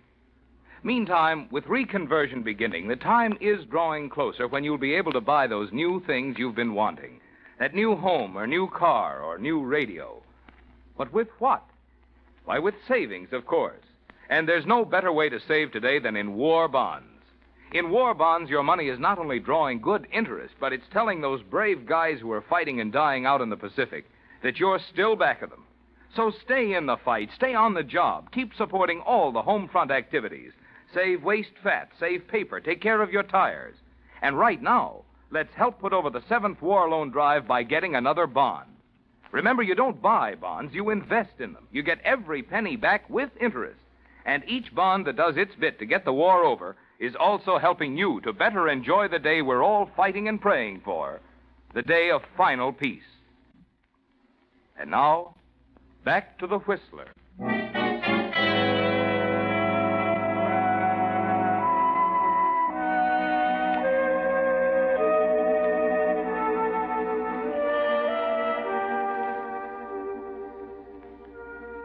Well, Patsy, you've won, haven't you? Not only have you killed Greg, but you're having your revenge on Lorna for taking him away from you. She's going to jail for murder, isn't she, Patsy? The police are here now. The detective is questioning Lorna, looking at the body. But there's something you didn't count on, Patsy. You were blind to someone else's character. Fräulein. She stood by you all these years. But murder is something else. And suddenly you see her come back into the room and walk over to the detective. And she's holding something in her hand that freezes you with horror. Fräulein! Yes, Miss Patsy, I found it. I saw it hidden in your dresser a few days ago. I thought it was strange then, but now I know. What? What is it, Fräulein? Yeah, what is it you're talking about, miss? This. No, Fräulein, no! Wait a minute. I thought you couldn't see. So did we all. But this little bottle proves how she fooled us.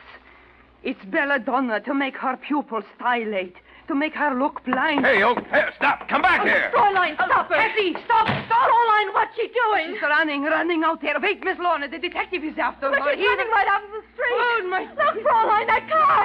Patsy, look out, Patsy!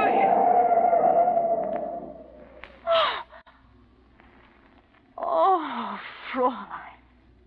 Himmel, she didn't even see it. The belladonna in her eyes. She didn't even see the car.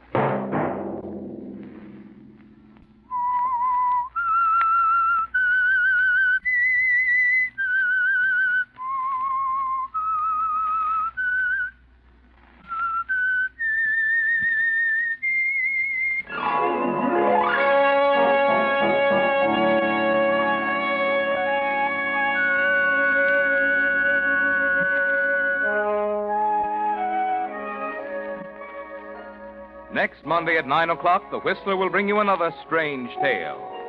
The Whistler is broadcast for your entertainment by the marketers of Signal gasoline and motor oil and fine quality automotive accessories, and by your neighborhood Signal dealer.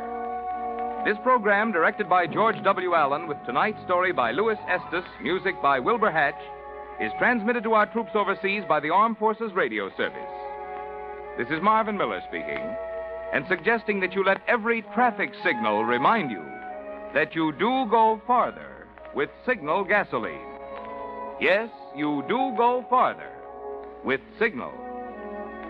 This is CBS, the Columbia Broadcasting System. KNX, Columbia Square, Los Angeles.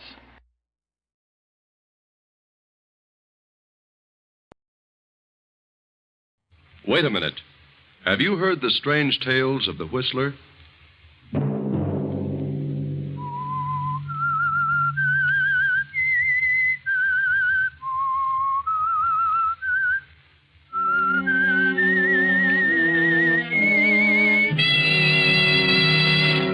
I'm the Whistler.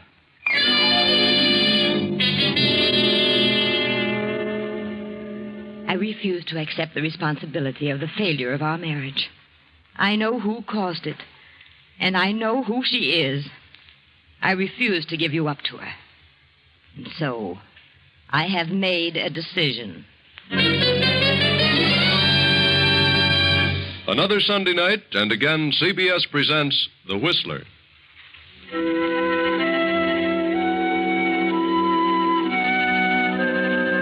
I, the Whistler, know many things, for I walk by night.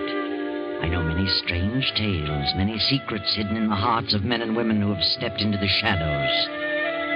And so I tell you tonight the unusual story of the other woman. Olivia Martin paces the floor of her bedroom. She's been pacing for hours, and it is now long past midnight. Her husband, Fred Martin, did not come home to dinner. He was detained at his office on business. So he said. But Olivia knows that it isn't his advertising business that detains him. And she knows, too, that tonight will be the climax and the final crash of their marriage. The end of everything for Olivia. She knows what Fred is going to say tonight. For months she has been fearful of this moment, and now it has come. Olivia, you awake? Yes? Come in. I thought you might be asleep. How could I sleep? You know better than that. It's 1 o'clock, isn't it? Yes, Fred. I didn't realize it was that late. You don't usually bother to see if I'm awake. Don't I? For the past 2 months, you've passed right on to your own room. Yes. Yes, I guess I have. Get your business settled? Yes. Yes, I had quite a bit to attend to. Have dinner at the club? Yes, at the club. Then why didn't you answer my call? I had you paged. They said you hadn't been there this evening. Oh? Well, perhaps I hadn't arrived yet. Really? What did you want? I don't know. I don't remember now what I called you for. I see. Well, I think I'll turn in. Good night, Olivia. Why don't you say it? Say what? What you came here to say. What makes you think I had anything particular to say? I know. I don't know how, but I've known all evening you were planning to tell me something when you got in. Oh, that's nonsense. No, Fred. I've known for months this was coming. I know what sort of business detained you. Another woman. What? First, I believed you. As the weeks passed and I realized you were growing colder, the whole thing became clear to me. Then I knew you were evading me, that you were lying about those business appointments at night. Go on. We've been married 10 years, Fred. I've done everything humanly possible to make our marriage a success. Have you? I think I have. At least I've tried. That's your opinion, Olivia. Why didn't you come right out and tell me about this woman at the very beginning? Why should I? Oh, Fred. I'm sick all over. I've tried not to believe it. Now, let's not have a scene, Olivia. What do you expect me to do, laugh it off? No, not you, Olivia. Certainly not you. I suppose you'll say it's all my fault. I'm to blame for everything. Well, isn't that what you're trying to say? I haven't said anything. Then why don't you? Say something. Why do you beat about the bush? You came here to say something, say it. Very well, since you put it that way, I will. I'm going out of town tomorrow on business. I'm sending my things to the club.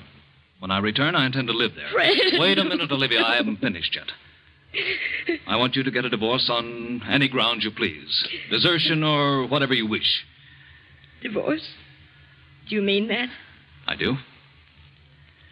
Very well. If that's the way you want it, there's nothing else I can do. No, Olivia, nothing. Good night.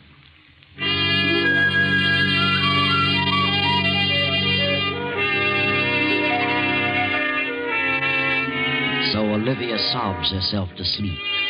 And when morning comes, she finds Fred gone and his things already sent to the club. All day she wanders aimlessly about the house like a lost soul. Then as night falls and her loneliness increases, she is seized with a horrible feeling of hopelessness. A strange depression comes over her, and she sits down at the desk and writes a note. Fred, the very thought of losing you, the thought of divorce, the thought of giving you up for another woman is more than I can bear. The shame, the disgrace, the scandal of it all would, I know, drive me insane. Regardless of what you may think, I refuse to accept the responsibility of the failure of our marriage. I know who caused it, and I know who she is. You'd never be happy with a woman of her type. You'd be throwing your life away. I refuse to give you up to her. And so, I have made a decision. Goodbye, Fred. Olivia.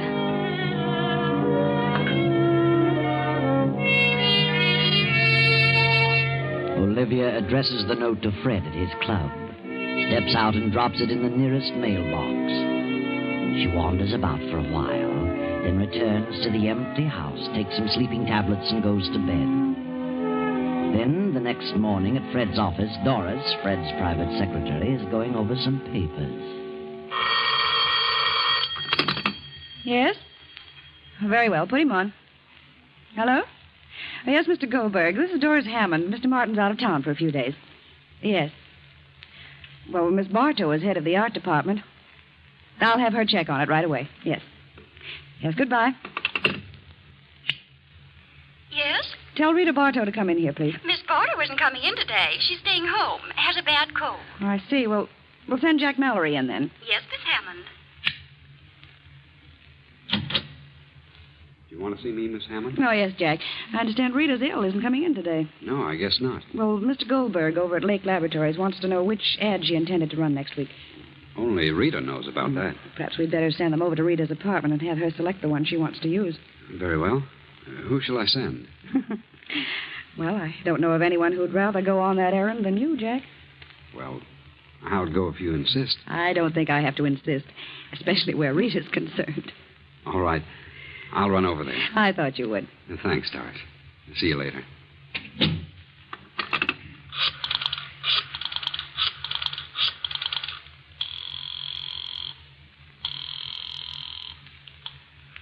Hello? Rita, this is Doris Hammond. Yes, Doris. How do you feel? Oh, fair. Good. Mr. Goldberg wants to know which ad you selected for next week.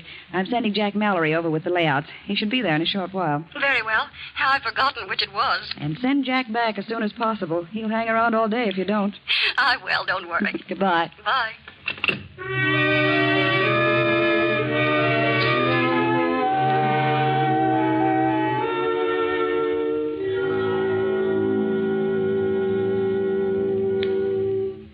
Hello, Rita.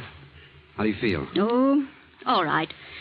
Just didn't feel like coming to the office today. I thought you had a bad cold. No, not too bad. I'll be all right tomorrow. Mr. Goldberg wants you to select the layout for next week. Here they are. Which do you want? Well, I'd planned on this one. But I think you should make this section in red. Oh, I see. That's easy. I'll fix it up in a jiffy. Stands out better this way. We'll use this one for the week following. Okay. You look mighty lovely, Rita. Thanks. Where were you going, all dressed up? Well, I've got to go out of town this afternoon on that Henderson deal. I wanted to put it off until next week, but Mr. Martin insisted that I get it settled as soon as possible. I'll be back on the afternoon plane tomorrow. You shouldn't be running around too much, darling. Well, I don't really have a cold. It's that sinus. You've had a lot of trouble with that in the past year or so. Yes. There's nothing much can be done about it, I guess. Thank heavens it only strikes me in winter. Why don't you try a change of climate, Rita? Change of climate. I should think you'd like California. I've always wanted to go there. I've had an idea that I could do very well. Some nice jobs in the movie art departments. I'm not interested in movies.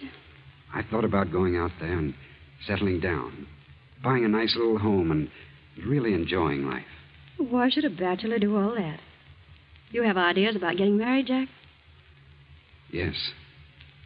Yes, I have, Rita. Good. I'm glad to hear it. What time's your plane leave? At 2. How about a little lunch while you're waiting? Something warm. Very well. Well, leave your bag here. We'll pick it up later. All right. I've got something important to talk to you about, Rita. Important? Yeah. I got a nice raise this week. That's fine, Jack. I want to ask you a question about you and me. Yes? Go ahead. No, not now. Come on, we'll talk about it during lunch.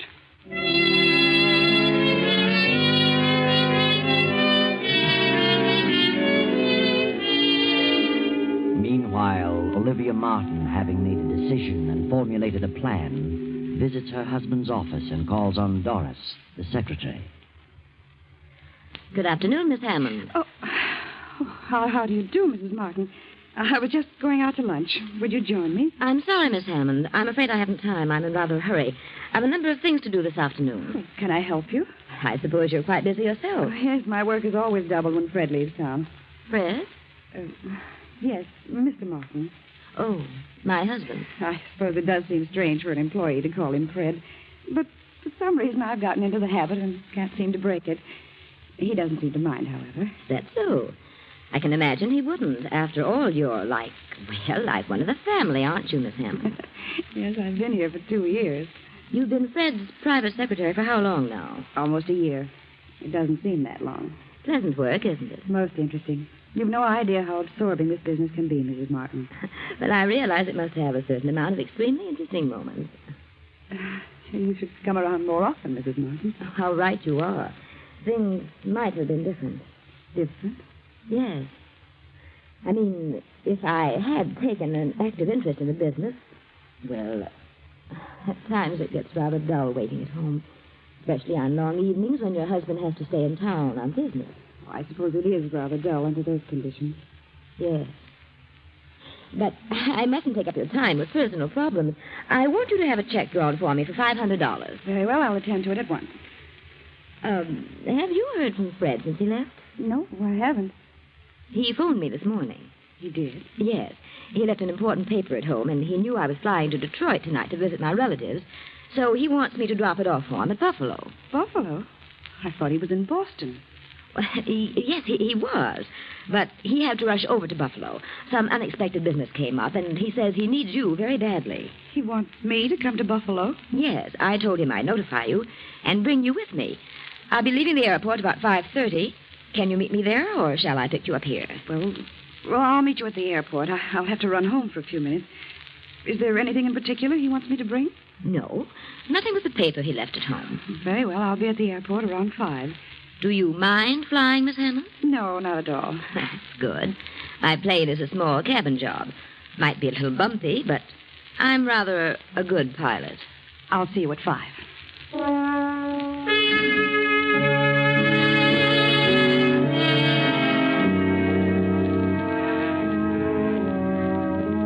Shortly after noon, rain begins to fall. Round 2, the storm becomes heavier. Then Jack returns. Jack Mallory, where on earth have you been? Do you know what time it is? Yes, I'm sorry. I got to talking and didn't realize the hour. Well, what about the layout? Did Rita select one? Yeah, this one. She made a couple of changes in it. So? What change? Oh, nothing important. Just wanted this section set up in red. Stands out better. Yes, so it does. Well, I'd better put it through right away. I'm sorry to have been so late with it. I'm glad you got back with it before I left. Left? Where were you going? Mr. Martin phoned. He wants me to join him in Buffalo. Something important has come up. Buffalo? Mm-hmm. I thought he was in Boston. He had to run over there in a hurry. Buffalo, huh? Strange. What's strange? Huh? Oh, well, I mean his being in Buffalo. What's strange about it? Oh, I don't know. I suppose he could be in Buffalo. Well, what's the matter with you, Jack? Why? Oh, nothing at all. Here, lean over here. What? Why? A little closer. What? What's the matter? Well, of all things, now I've seen everything. You've actually had a drink. You, of all people. Well, I don't approve of it as a rule, but I walked back from Rita's place. I got my feet a little wet in the rain. Felt kind of chilly. I was afraid I was catching cold, so I dropped in at a bar on the way back and had a drink. Well, I hope you don't get sick. Can't afford to have you and Rita both out. No, that's right. A lot of work to be done this week. Here, take off that top coat. It's damp. Let me have it. Now hang it over the radiator. Well. What's wrong? How on earth did you do this? You spilled ink on the front of your coat. Yeah. Well, what do you know? Fine thing. I just got it yesterday. I must have done that over at Rita's when I blocked that section in red. You'll have to get it out as soon as possible. Hand me a towel from that closet and dampen it. Oh, don't bother, Doris. I'll have it cleaned tomorrow. Get some of it out now. Thanks. Certainly hard to get off. Well, it's probably dried in by now. The cleaners can get it out. Strangest ink I ever saw. Doesn't seem to be ink. More like blood, if you ask me. Blood? Let me see. It is strange. Let me see that layout. Does seem a little darker than this on the card. Maybe the cloth has something to do with it. Perhaps. Better let the cleaners worry about it. What time are you leaving, Doris? In a few minutes. I'm flying from the airport around 5. Well, good luck, Doris. See you in a few days. Thanks, Jack. Take care of yourself. And lay off the liquor. That's bad stuff to get started on. Are you kidding? What do you think?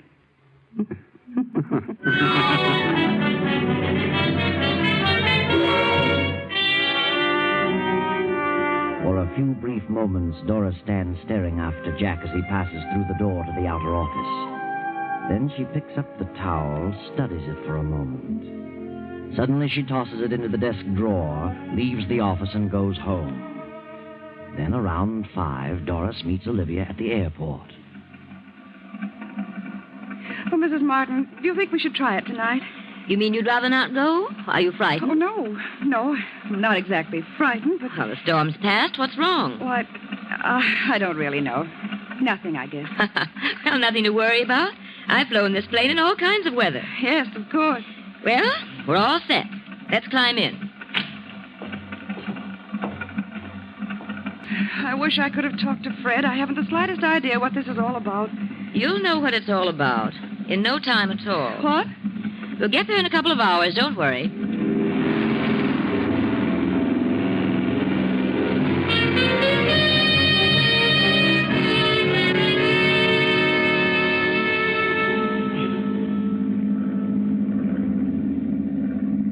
How far have we come now? Oh, I don't know. About 75 miles, I should say. Where are we? I can't see a thing. We're not far from Monticello. How can you tell? Can you see that down there? No, not too well. I'm flying by instruments. I hope we don't run into a storm. Frankly, I don't like to be in a plane during a storm. Well, I don't know of anyone who really does.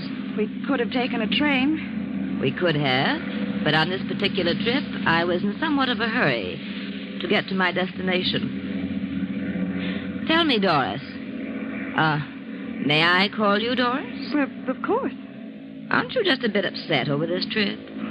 What do you mean? Just that. Do I seem upset? Yes, you do. Something preying on your mind? Yes. Yes, there is something bothering me. So? What is it? I'd rather not say. A guilty conscience? Guilty conscience? Isn't that what it is? What are you talking about? Are you looking forward to a nice visit in Buffalo? Why, I don't know. I don't consider it a visit. It's part of my job. And a very pleasant job, too. I'm sure you'll miss the job and its attendant interests. Working late at night, several nights a week with Fred. What do you mean by that? Why should I lose my job? Your job isn't all you're going to lose. Do you know what you're saying? Yes, and you know what I'm talking about. You're crazy. Fred isn't in Buffalo. Where is he? I don't know. But wherever he is, you'll never see him again, you little cheat. Put this plane down and let me out. You're mad. I'm going to put it down, straight down on its nose. What? Fred won't think you're so attractive next time he sees you. No. No, you're out of your mind.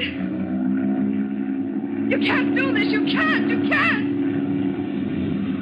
Put that key back in the switch. I won't. You hear me? I won't. You must listen. Give me that key. Pull up. Those trees. Pull up. Ah!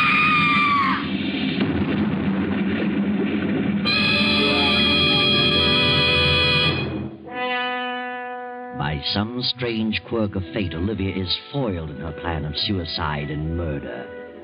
A farmer rushes to the crash, finds Olivia thrown clear and still alive. Now, an hour later, in the farmhouse.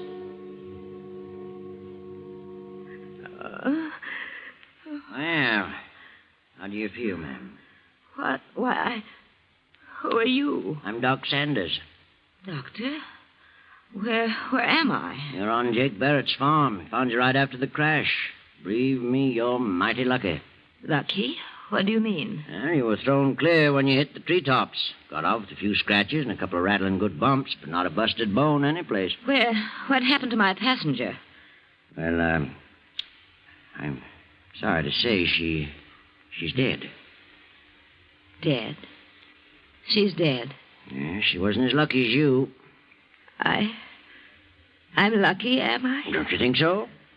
No. No, I don't. I'm not lucky. That isn't the way. Oh, now, take it easy. I know how you feel, but you couldn't help it, ma'am. These things just happen sometimes. No, they don't just... What were you going to say, ma'am? Nothing. I wasn't going to say anything. Oh. Well, they located your husband, ma'am. Jake's driving you back to New York tonight. Now, you'll be all right.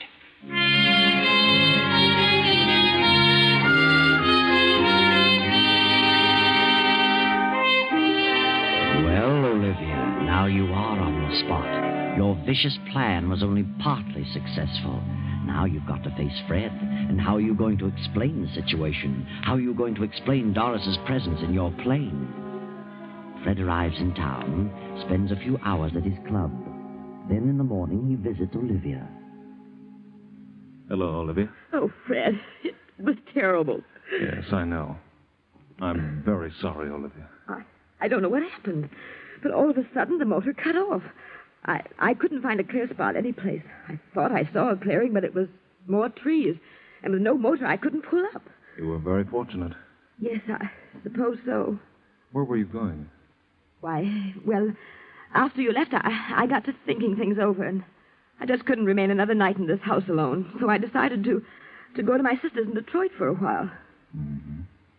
Why did you fly? I don't know. I just wanted to get away as fast as possible. Wasn't it a rather bad night for flying? No, I've flown in worse weather. Storm had cleared. I see. I was never so shocked in my life. Oh, Fred, I'm so sorry. So terribly sorry. No. Get hold of yourself. You couldn't help it. It was just one of those things. I know how you feel. Doris was she was a lovely girl. A shame. Yes. She was young.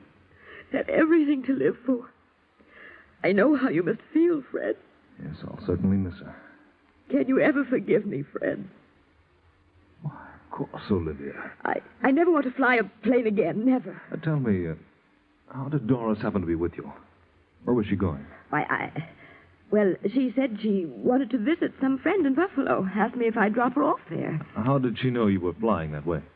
Well, you see, I went to your office and told her I was going to Detroit and asked her to draw some money for me. Told her I'd be glad to put her down in Buffalo. That's all. I can't imagine why she'd leave the office in the middle of the week to visit friends out of town. That wasn't like Doris. Maybe she had some business to attend to on the side. Maybe. Well, I can't imagine what it might be. Maybe it was personal business. Possibly. Olivia, are you telling me the truth? Why? What do you mean? Have you told me the real reason you wanted to leave town? Well, certainly. Weren't you, running from something? What would I be running from? You were carrying out a plan, weren't you? Plan? What plan? Didn't you have a definite idea in mind when you wrote that note to me? Note? It seems you've forgotten the note. Why don't you tell me the truth, Olivia? Yes, I did make up my mind to do something terrible. I was going to kill her and myself. I couldn't stand it any longer. But after I mailed it to you, I seemed to come to my senses. I saw things clearly and realized how awful such a thing would be. I just couldn't go through with it. So you decided to forget the idea and go on to Detroit? Yes. I swear I changed my mind about killing her. I couldn't be a murderer. You really expect me to believe that? Fred, you must believe me. You must, please. I know what you think, the note and everything that's happened. That note is certainly definite evidence against you. Note? Yes.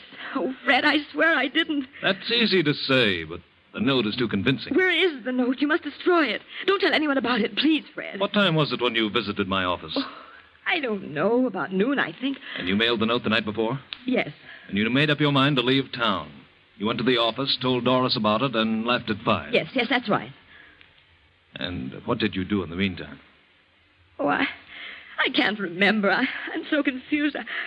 I went shopping for a while. Are you sure? I don't know. I don't know, but I swear I changed my plan by the time morning came. You're going to have a hard time proving all that. It's the truth. Why shouldn't they believe the truth? The circumstances all tie in too well. We had separated the day before. I moved to the club. Several people knew about that. And in the note, you said you knew who the other woman was and stated clearly what you intended to do about it. I know. Then how else can the police look at it? Police? What do they know about it? They've been putting 2 and 2 together. But the note? How do they know what's in the note? They were waiting for me when I got back from Boston. They had already found the note. They showed it to me. That's where you made your big mistake, Olivia. Fred, they really think I killed her? Murdered her? They do. What are they going to do? The detectives are here now. They want to talk with you. Detectives? Yes. I'll be calm. Very well. Come in, Captain Evans. Thank you. Olivia, this is Captain Evans. And this is Lieutenant Davis. How do you do? Good morning, Mrs. Martin. Did you gentlemen wish to see me? Yes, we'd like to ask you a few questions. Yes, Yes, of course. But I haven't done anything. I'm absolutely innocent. Yes, I know, Mrs. Martin. We don't want to upset you. Just answer a few questions. Very well. Is it true that your husband left you a few days ago with the idea that you were to get a divorce? Yes. He took up residence at his club? Yes. You believe that your husband was in love with another woman? I did. Did you know who that woman was? I did. Did you object to his leaving you, getting a divorce? Yes. Yes, I did. Well, after he left you, did you write this note to him? Yes. I wrote it, but I... You mailed it to his club? Yes. Next day, you got some money at his office, about noon, and exactly 5 o'clock, you took off in your plane. Yes, but I'd changed my mind. I couldn't go through with it, and I didn't. I swear I didn't. Where were you, Mrs. Martin, between noon and 5 o'clock? I went about town. I did a little shopping. I don't remember what else I did. Can you prove where you were during that period? No, I don't see how I could. No one was with you during that time. Did you frequent any establishment where you were known? No, I didn't. I saw no one I knew. Are you sure, Olivia? I'm positive. What difference does it make where I was between noon and 5 o'clock? It makes a lot of difference. Because it was about that hour that Rita Bartow was stabbed to death in her apartment. Rita Bartow? The head of the art department? That's right. The weapon's not been found, and there were no clues to the identity of the murderer, excepting your note to your husband. But Rita Bartow? What have I to do with her? You said in your note here that you knew who the woman was. Rita Bartow was the other woman. What? Then what about... What about who? What were you going to say? Nothing. I wasn't going to say anything. Not one thing. Oh, yes, you were, Olivia. Yes, you were. You were going to say that you killed the wrong woman, poor, innocent Doris Hammond. Of course, we know you didn't kill Rita Bartow, because Jack Mallory killed her when she turned him down and said she was going to marry Fred Martin. And Doris was the only one who knew about the bloodstains on Jack's coat. She was the only one who could have pinned it on Jack and cleared you, Olivia. But Doris is dead now, and you killed her. Killed the very one who could have saved you. What a shame.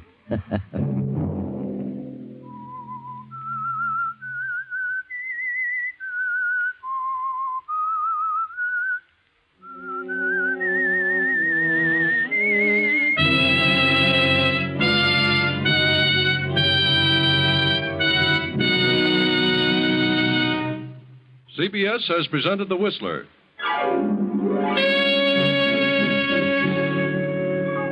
Next week, same time. I, the Whistler, will return to tell you another unusual tale. Good night. This is the Columbia Broadcasting System.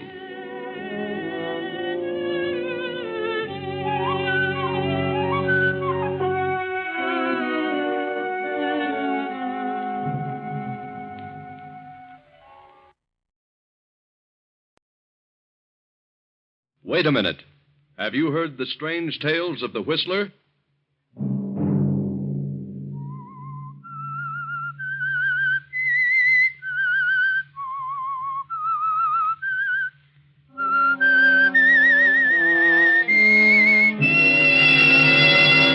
I'm the Whistler. Nita, what is it? What's wrong with you? I don't know. All of a sudden, I got a terrible feeling. A horrible feeling of foreboding. I'm frightened, Tom. Another Sunday night, and again CBS presents The Whistler.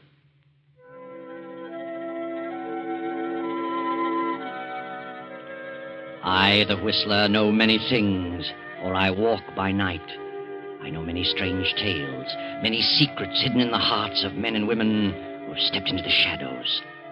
And so I tell you tonight the unusual story of malice.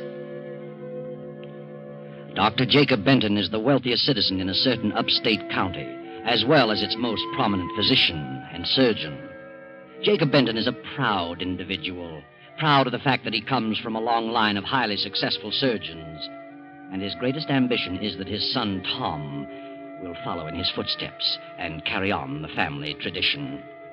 Jacob has also a nephew, Harvey, son of Jacob's scapegoat brother, who married a girl from the wrong side of the town and finally disappeared, leaving Jacob to take care of his young son. After finishing high school, Tom and Harvey entered medical school. Harvey followed through and is to graduate next week. But Jacob's son, Tom, at the end of his third year, wandered over to the East Bottoms at the lower end of town and met a girl, lost interest in medicine, and refused to go back to school. Tom. Yes, Father? Come into the library. What do you want? Where have you been? It's 2 a.m. Why, I've been to a party. Where? A house party. On the other side of town? Yes. In the East Bottoms. You've seen that girl, that Nita, again, haven't you? Yes. What of it? What of it? You're a disgrace to the name of Benton. I've told you time and again that you don't belong over there. I like Nita because she's honest and genuine. She's not filled with a lot of silly ideas like Eloise. Eloise is a fine girl. She belongs to an excellent family. Oh, bosh. Eloise is a phony. Nita's a real fellow. If you become serious about this girl, you'll be ostracized. I know all about poor Uncle George. He went over to the East Bottoms and met a girl and went to the dogs. But it wasn't the girl. He was no good in the first place. He was a stubborn fool, just like you. I resent being told who and when and where. Are you in love with this girl? Yes. I'm terribly disappointed in you, Tom.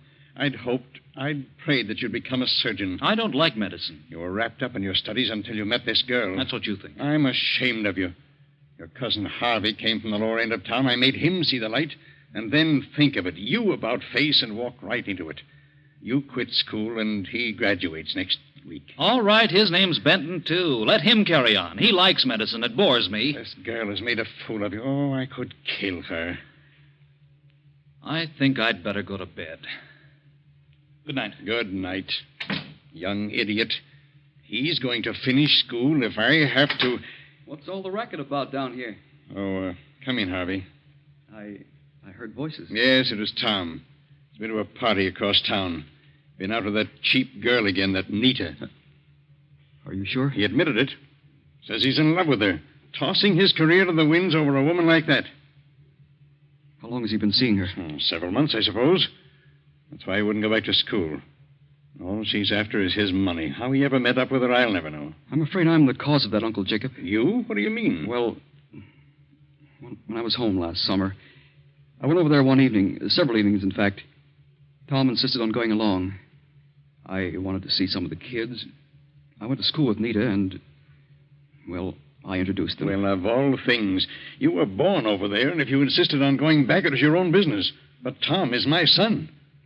You knew how I felt about it. You had no right to take him over there. I realize that now. Well, something's got to be done about it, at once. Yes, but what? I'll put an end to it. Believe me, I'll find a way, and I'll stop at nothing.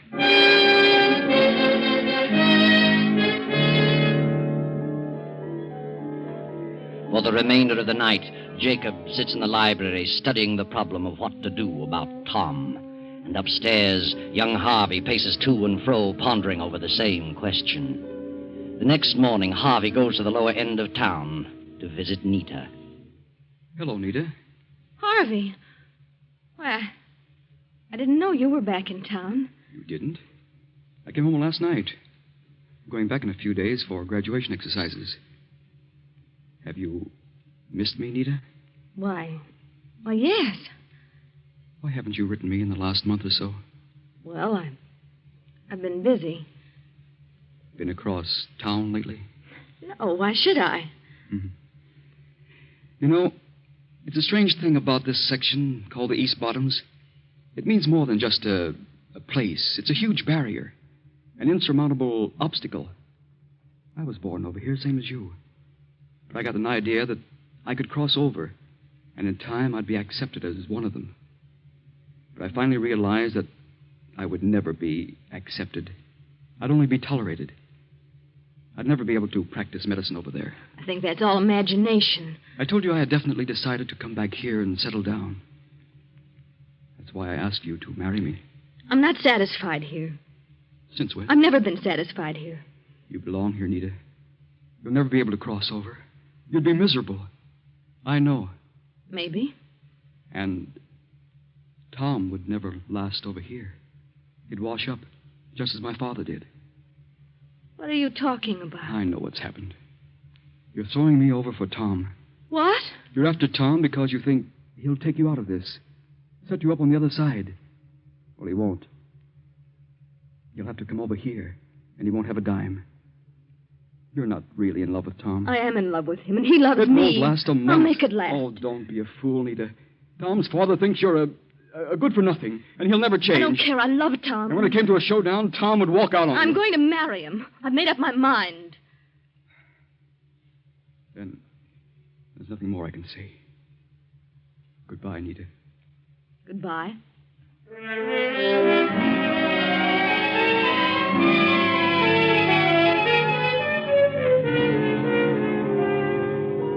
That evening, Dr. Jacob comes to a decision, and he too crosses town and makes his way to Nita's apartment.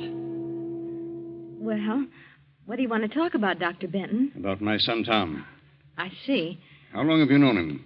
Oh, since last summer. Have you seen him often?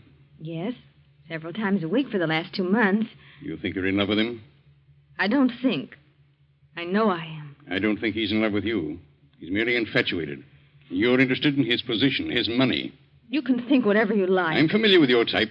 My type? What's the matter with me? Are you aware of what you're doing to my son? I've done nothing at all. You've caused him to drop his career. Tom has a tradition to fulfill. He comes from a fine family. And I won't have him throw it all to the wind because of a silly infatuation. It isn't an infatuation. He must marry someone in his own class. Someone who'll inspire him to carry on his career. I didn't talk him out of his career. He says he doesn't like medicine. The right girl wouldn't allow him to stray. She would encourage him to follow through. The right girl. Family. Tradition. It's all a lot of bosh. Everybody in this town has made up his mind that the East Bottoms mean the difference between somebody and nobody. Well, I haven't. I'm made of the same stuff as you or Tom or anybody else over there. I've a right to a decent existence. If it's money you want, I'll give you money to let him alone. I'll give you a lot more than you'll ever get from Tom if you marry him. Money? You'd pay me to give him up? Yes. Yeah. Here's a check for $5,000. $5,000? Is that all your son is worth to you? $5,000? If he were my son, and I thought I could buy his future, I'd give every cent I had. What? You mean you want more than that? Dr. Benton, you don't possess enough money to buy me off. I don't want money. Well, what goes on here? Hello, Tom. You came just in time. What are you doing here, Father? What do you suppose? What's he been saying, Nita? He just gave me this check for $5,000. For what? To let you alone, so you can continue your career. What? He thinks I'm wrecking your life. He is. That settles it. We'll get married tonight. You won't get married tonight, not in this state. We'll fly over to the island. That's in another state. They don't have the 3-day law. Get your things, Nita. If you marry this girl, I'll never give you another cent. I'll get along. Come on, Nita. Tom, I'll stop at nothing to break this up. I promise you'll regret this moment so long as you live. Let's go, Nita.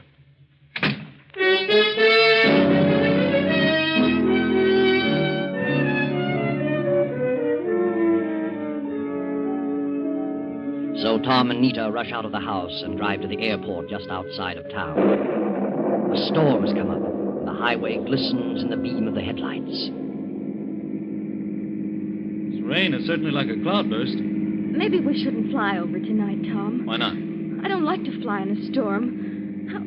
How can you tell where to land? Don't worry about that. I'm familiar with the field. Who's on the island at this time of year? Well, not many people. We've had this summer place there as long as I can remember. There's an old fellow and his wife who look after most of the places. He's also a justice of the peace. He can marry us, we'll spend the night at our place, and then we'll go someplace else tomorrow. Tom, are you sure you want to go through with this? Certainly. Why do you ask? Your father meant what he said. Is it worth it? To give up everything? You're worth a dozen family fortunes. But now that I think about it, well, he sort of frightened me. He didn't frighten me. Oh, the way he said it made chills run up my spine. Said what? You'll regret this moment so long as you live. Oh, he was just bluffing. But somehow I don't think he was. He can cut me off, but we'll get along. Tom, Why don't you finish your studies? I told you, darling. I don't like medicine, and I never will. Why should I do something I dislike just because my father and my great-great-grandfathers liked it? Well, what do you want to do? Oh, I don't know.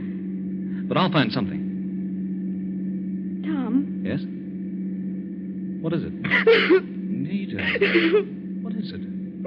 What's wrong with you? Oh, I don't know. All of a sudden, I got a terrible feeling. A feeling of foreboding. Snap out of it, Nita. This isn't like you. I know, but I can't help it. I'm frightened. Of what? I don't know, but I am. Oh, Tom, let's turn back. Let's wait, please. Oh, no, you can't back out now. We're going through with this. But he meant it. Your father meant what he said. I know he did. Please turn back. I wouldn't turn back for all the money in the world.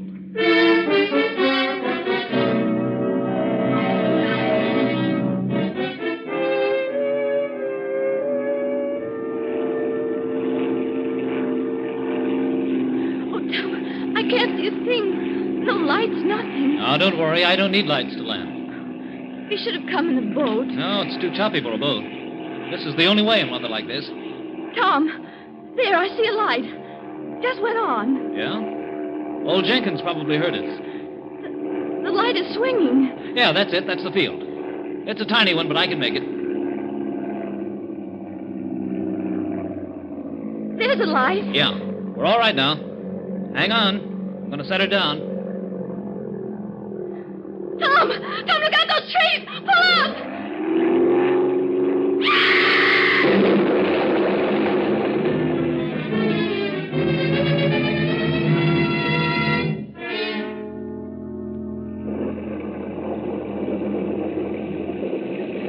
Are they dead, Pa? I don't know yet. Good thing it didn't catch fire. Oh, who are they? No. Hold the lantern down here. It's a woman. Don't recognize her. Hey, this is young Tom Benton. Oh, the girl is hurt bad. Look at her legs. They must be broken. Yeah. Come along. We'll get him over to the house. Phone Doc Benton.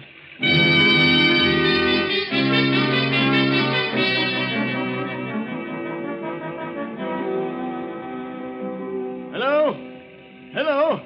Is this Dr. Benton's home? This is Jenkins over on the island. Is Dr. Benton there?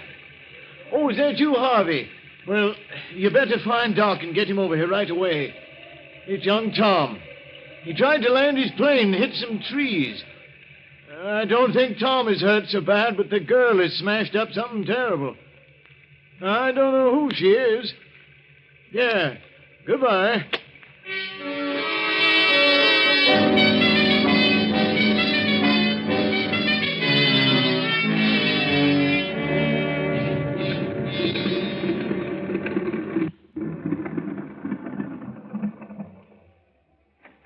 Well, it didn't take you long to get here, Harvey. We've got him over at our place.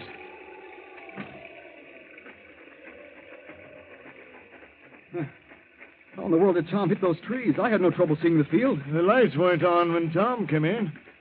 Didn't even hear his motor until it was too late. He should have phoned me. He was coming. Hey, where's Doc Benton? He was out on a case. He left his patient's house, so I left a message telling him I was going ahead and to come as quickly as possible. I brought some medical supplies. Here we are.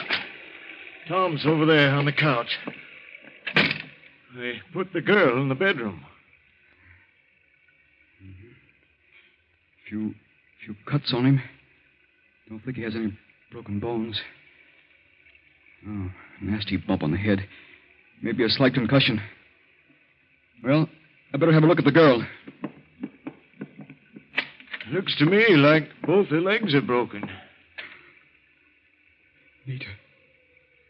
Poor kid. You know who she is? Yes, I know who she is. Was I right about her legs? Yes. Both rather badly smashed up. Where were they going on a night like this? I imagine they came over here to get you to marry them. Marry him? Well, I'll be darned. Wonder why he didn't phone me first. They were in too much of a hurry, I suppose. Too bad. She's in a very critical condition. Extreme shock. Better get some hot water and plenty of blankets. Yeah, right away. Get the house as warm as possible and put more blankets on Tom. I'll be right back. Martha? Yes? How is she? Harvey says she's in bad shape. Gather up all the bedclothes and coats you can. Got to cover 'em up good. Put on plenty of water to heat. I'll build up the fire.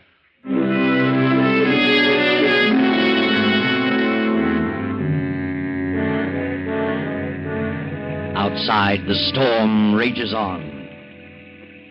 Harvey sits quietly beside Nita's bed, staring at her in a daze. Her breathing becomes shallow, irregular. A quarter of an hour passes. Then a plane motor is heard overhead. The ship sets down, and Dr. Jacob hurries to the house. Tom's over there, Doc. Tom. He's been unconscious ever since we brought him in. Can't find any fractures. He's got an awful wallop on his head. Yes. I see. No apparent concussion. He'll be all right in a short while. Get some pillows. Raise his feet. I want his head lower. I'll get them. You certainly got it hot in here. Yeah. Harvey had us do that because of the girl. She's pretty bad. Girl? Where is the girl? Oh, in the bedroom there. Harvey's in there. I'll have a look at her. Harvey. Huh? Oh. Hello, Uncle. What's the matter with you? I just... Are you crying? No, I'm just... This is a miserable mess. Fine example of a doctor you are. You have to learn to be completely impersonal about these things. Oh, I know. What do you say is wrong with her? Both legs are broken. She's suffering from extreme shock. Uh-huh. Better take your bag, go out there, and give Tom a shot of adrenaline. I'll attend to the girl. Yes, sir.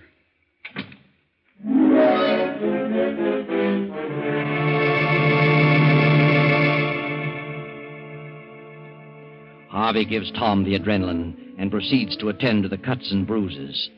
Then he moves to the fireplace and sits staring into the blaze. The storm rages on. The minutes drag slowly along. 10, 20, 30. Then Dr. Jacob steps out of the bedroom. Harvey. Yes, sir? Has Tom come out of it yet? Not yet. He shows improvement. He'll be all right in a little while. I see. Jenkins. Yes, Doc? Get us something to make a pallet. We'll carry him down to the plane, take him over to the hospital. Sure, right away. I'll get 4 poles and some rope. I'll have 2 made in a jiffy. Never mind 2, just 1. The girl is dead.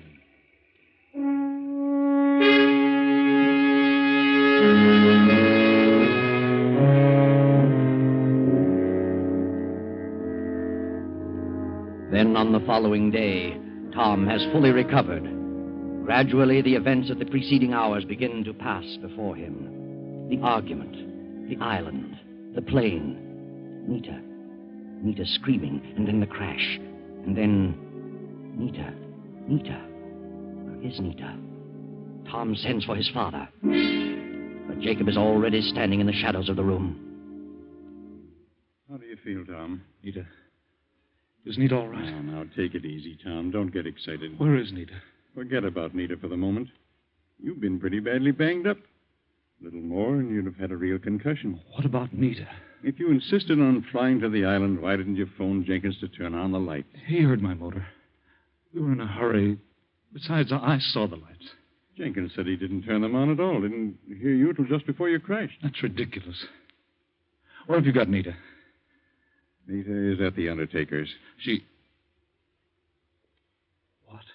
She's dead. Good Lord. Was she... Did it happen in the crash? No, she died about half an hour after I got there. Were you on the island? Yes, Jenkins found you and called the house. I was out on a case and got to the island too late to save her. What was the cause? Her legs were broken. She died from extreme shock. Was there nothing you could do? Nothing. Did you try? I resent that inference. You should know better than that. I'd rather have had anybody in the world there than you. Do you know what you're talking about? Yes, I do. You hated her. You didn't give her half a chance. Will you shut up and stop yelling? What did you give her? I gave her adrenaline. It was probably water. I've heard enough out of you. When you come to your senses, I'll consider talking to you. Good day.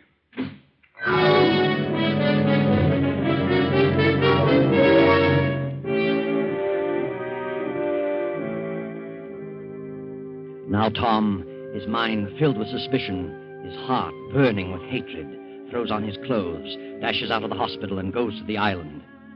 He reviews the whole situation with Jenkins, each incident from the time he first heard the plane motor to the moment they took him to the hospital. Tom returns to town, arranges for an autopsy, and is now talking to the autopsy surgeon. Well, Dr. Groberg, how about it? What's your report? Well, both legs were fractured, but there was no compound fracture. There were several minor lacerations about the body and a head contusion. Nothing there that would have caused death? No, nothing. What else did you find? Any evidence of poison? No, none. She was suffering from shock? Oh, naturally, but not extreme shock. Then she didn't die from shock? Death from shock would have been prevented by the adrenaline administered. Then you found adrenaline present? Yes. That is what I can't understand. What do you mean? Well, one of the most difficult things to diagnose is the difference between extreme shock and internal hemorrhage. There was internal hemorrhage? Certainly. And this one was one of the easiest to diagnose I've ever seen. As you well know, adrenaline in internal hemorrhage is absolutely contraindicated. In other words, you think her death was caused by the administration of adrenaline? I do, definitely. But those things happen sometimes, regardless of how hard we try. Yes. Well, thanks, Doctor. I'll see you later.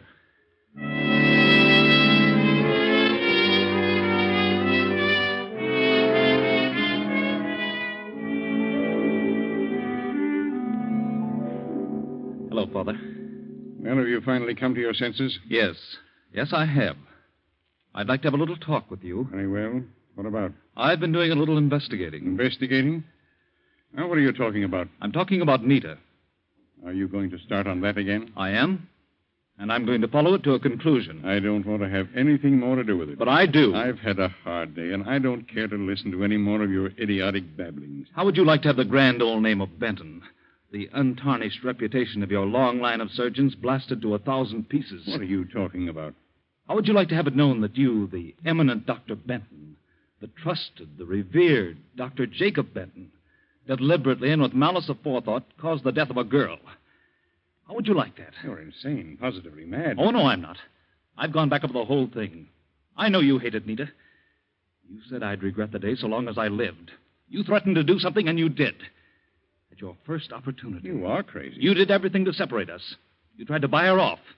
When that didn't work, you killed her. Get out of here. Leave this house. You didn't just let her die. You killed her, murdered her. Get out. I know what I'm talking about. I had an autopsy performed. You what? An autopsy. Go on. She didn't die of shock. What then? She died of a very obvious internal hemorrhage, aggravated by adrenaline, which is contraindicated. You're a specialist in that line.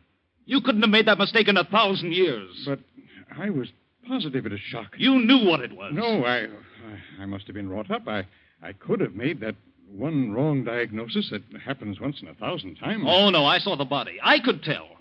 With as little medical experience as I've had. Tom, you mustn't say anything further about this. Why not? It would ruin my reputation. Oh, now you're worried about your reputation. What's that compared to the girl I love? Oh, but Tom, listen to me, please. Good night. Wait a minute. Wait, Tom. Well, what do you want, Harvey? I heard you. I heard every word. So what? I can't let it go on like this. I can't let you do this to your father. What's it to you? You keep out of it. No, Tom, now listen. You're wrong. I know what I'm talking about. Nita was murdered, and I can prove it. Your father had nothing to do with it. Harvey, that's enough. Leave us alone. I won't. I can't stand by quietly and see this happen to you. I won't. Leave this room, Harvey. Don't say another word. Now, wait a minute. What are you trying to say, Harvey? I did it. Your father's trying to cover up for me. What do you mean? He wants to save my future reputation. If it got out, it would be a blot against me. What would be? When Jenkins called, your father was out. He told me what had happened. I left a note for your father, took an emergency bag, and flew to the island in hopes I could do something. Go on. I thought Nita was suffering from shock. I was terribly upset because I was in love with her. So I gave her adrenaline. I wasn't experienced enough to recognize symptoms of hemorrhage. Is that the truth? Yes, now that he's told it, there's nothing I can do. I knew in an instant it was hemorrhage. When I saw the adrenaline vial, I knew what a terrible mistake he'd made. He was emotionally upset over the girl, and I wanted to give him a chance. It was done. I tried my best to pull her through, but it was too late. I'm sorry, Tom. Terribly sorry. Harvey guiltily leaves the library and goes up the stairs to his room. Tom stands staring at Jacob, then drops into a chair and begins to sob softly. A few minutes pass, then a shot. Tom and his father leap to their feet, rush up the stairs and into Harvey's room. Harvey is sprawled dead over the desk, a gun in his hand, and on the desk a note addressed to Tom. Read it, Tom. Dear Tom, I can't stand it any longer. It's been driving me crazy from the moment I did it. Nita's face is before me every second of the day and night. I was in love with her. But when she ran away with you, I lost my reason. I imagined she'd be better off dead. I was filled with hatred. I knew she was suffering from hemorrhage, but I gave her the adrenaline in a bit of revenge. Now it's driving me mad. Forgive me. Harvey. Well, that's the end. Another case of jealousy. Another example of the futility of allowing oneself to become a victim of the green-eyed monster, jealousy.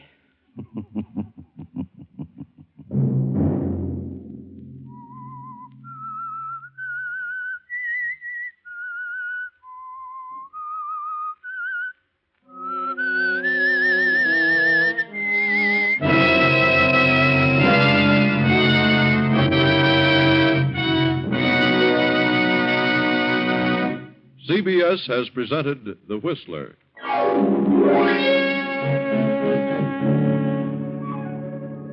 Original music for this production was composed and conducted by Wilbur Hatch. The Whistler is written and directed by J. Donald Wilson and originates from Columbia Square in Hollywood. Next Sunday, 9:15. I, the Whistler, will return to tell you another unusual tale. Good night.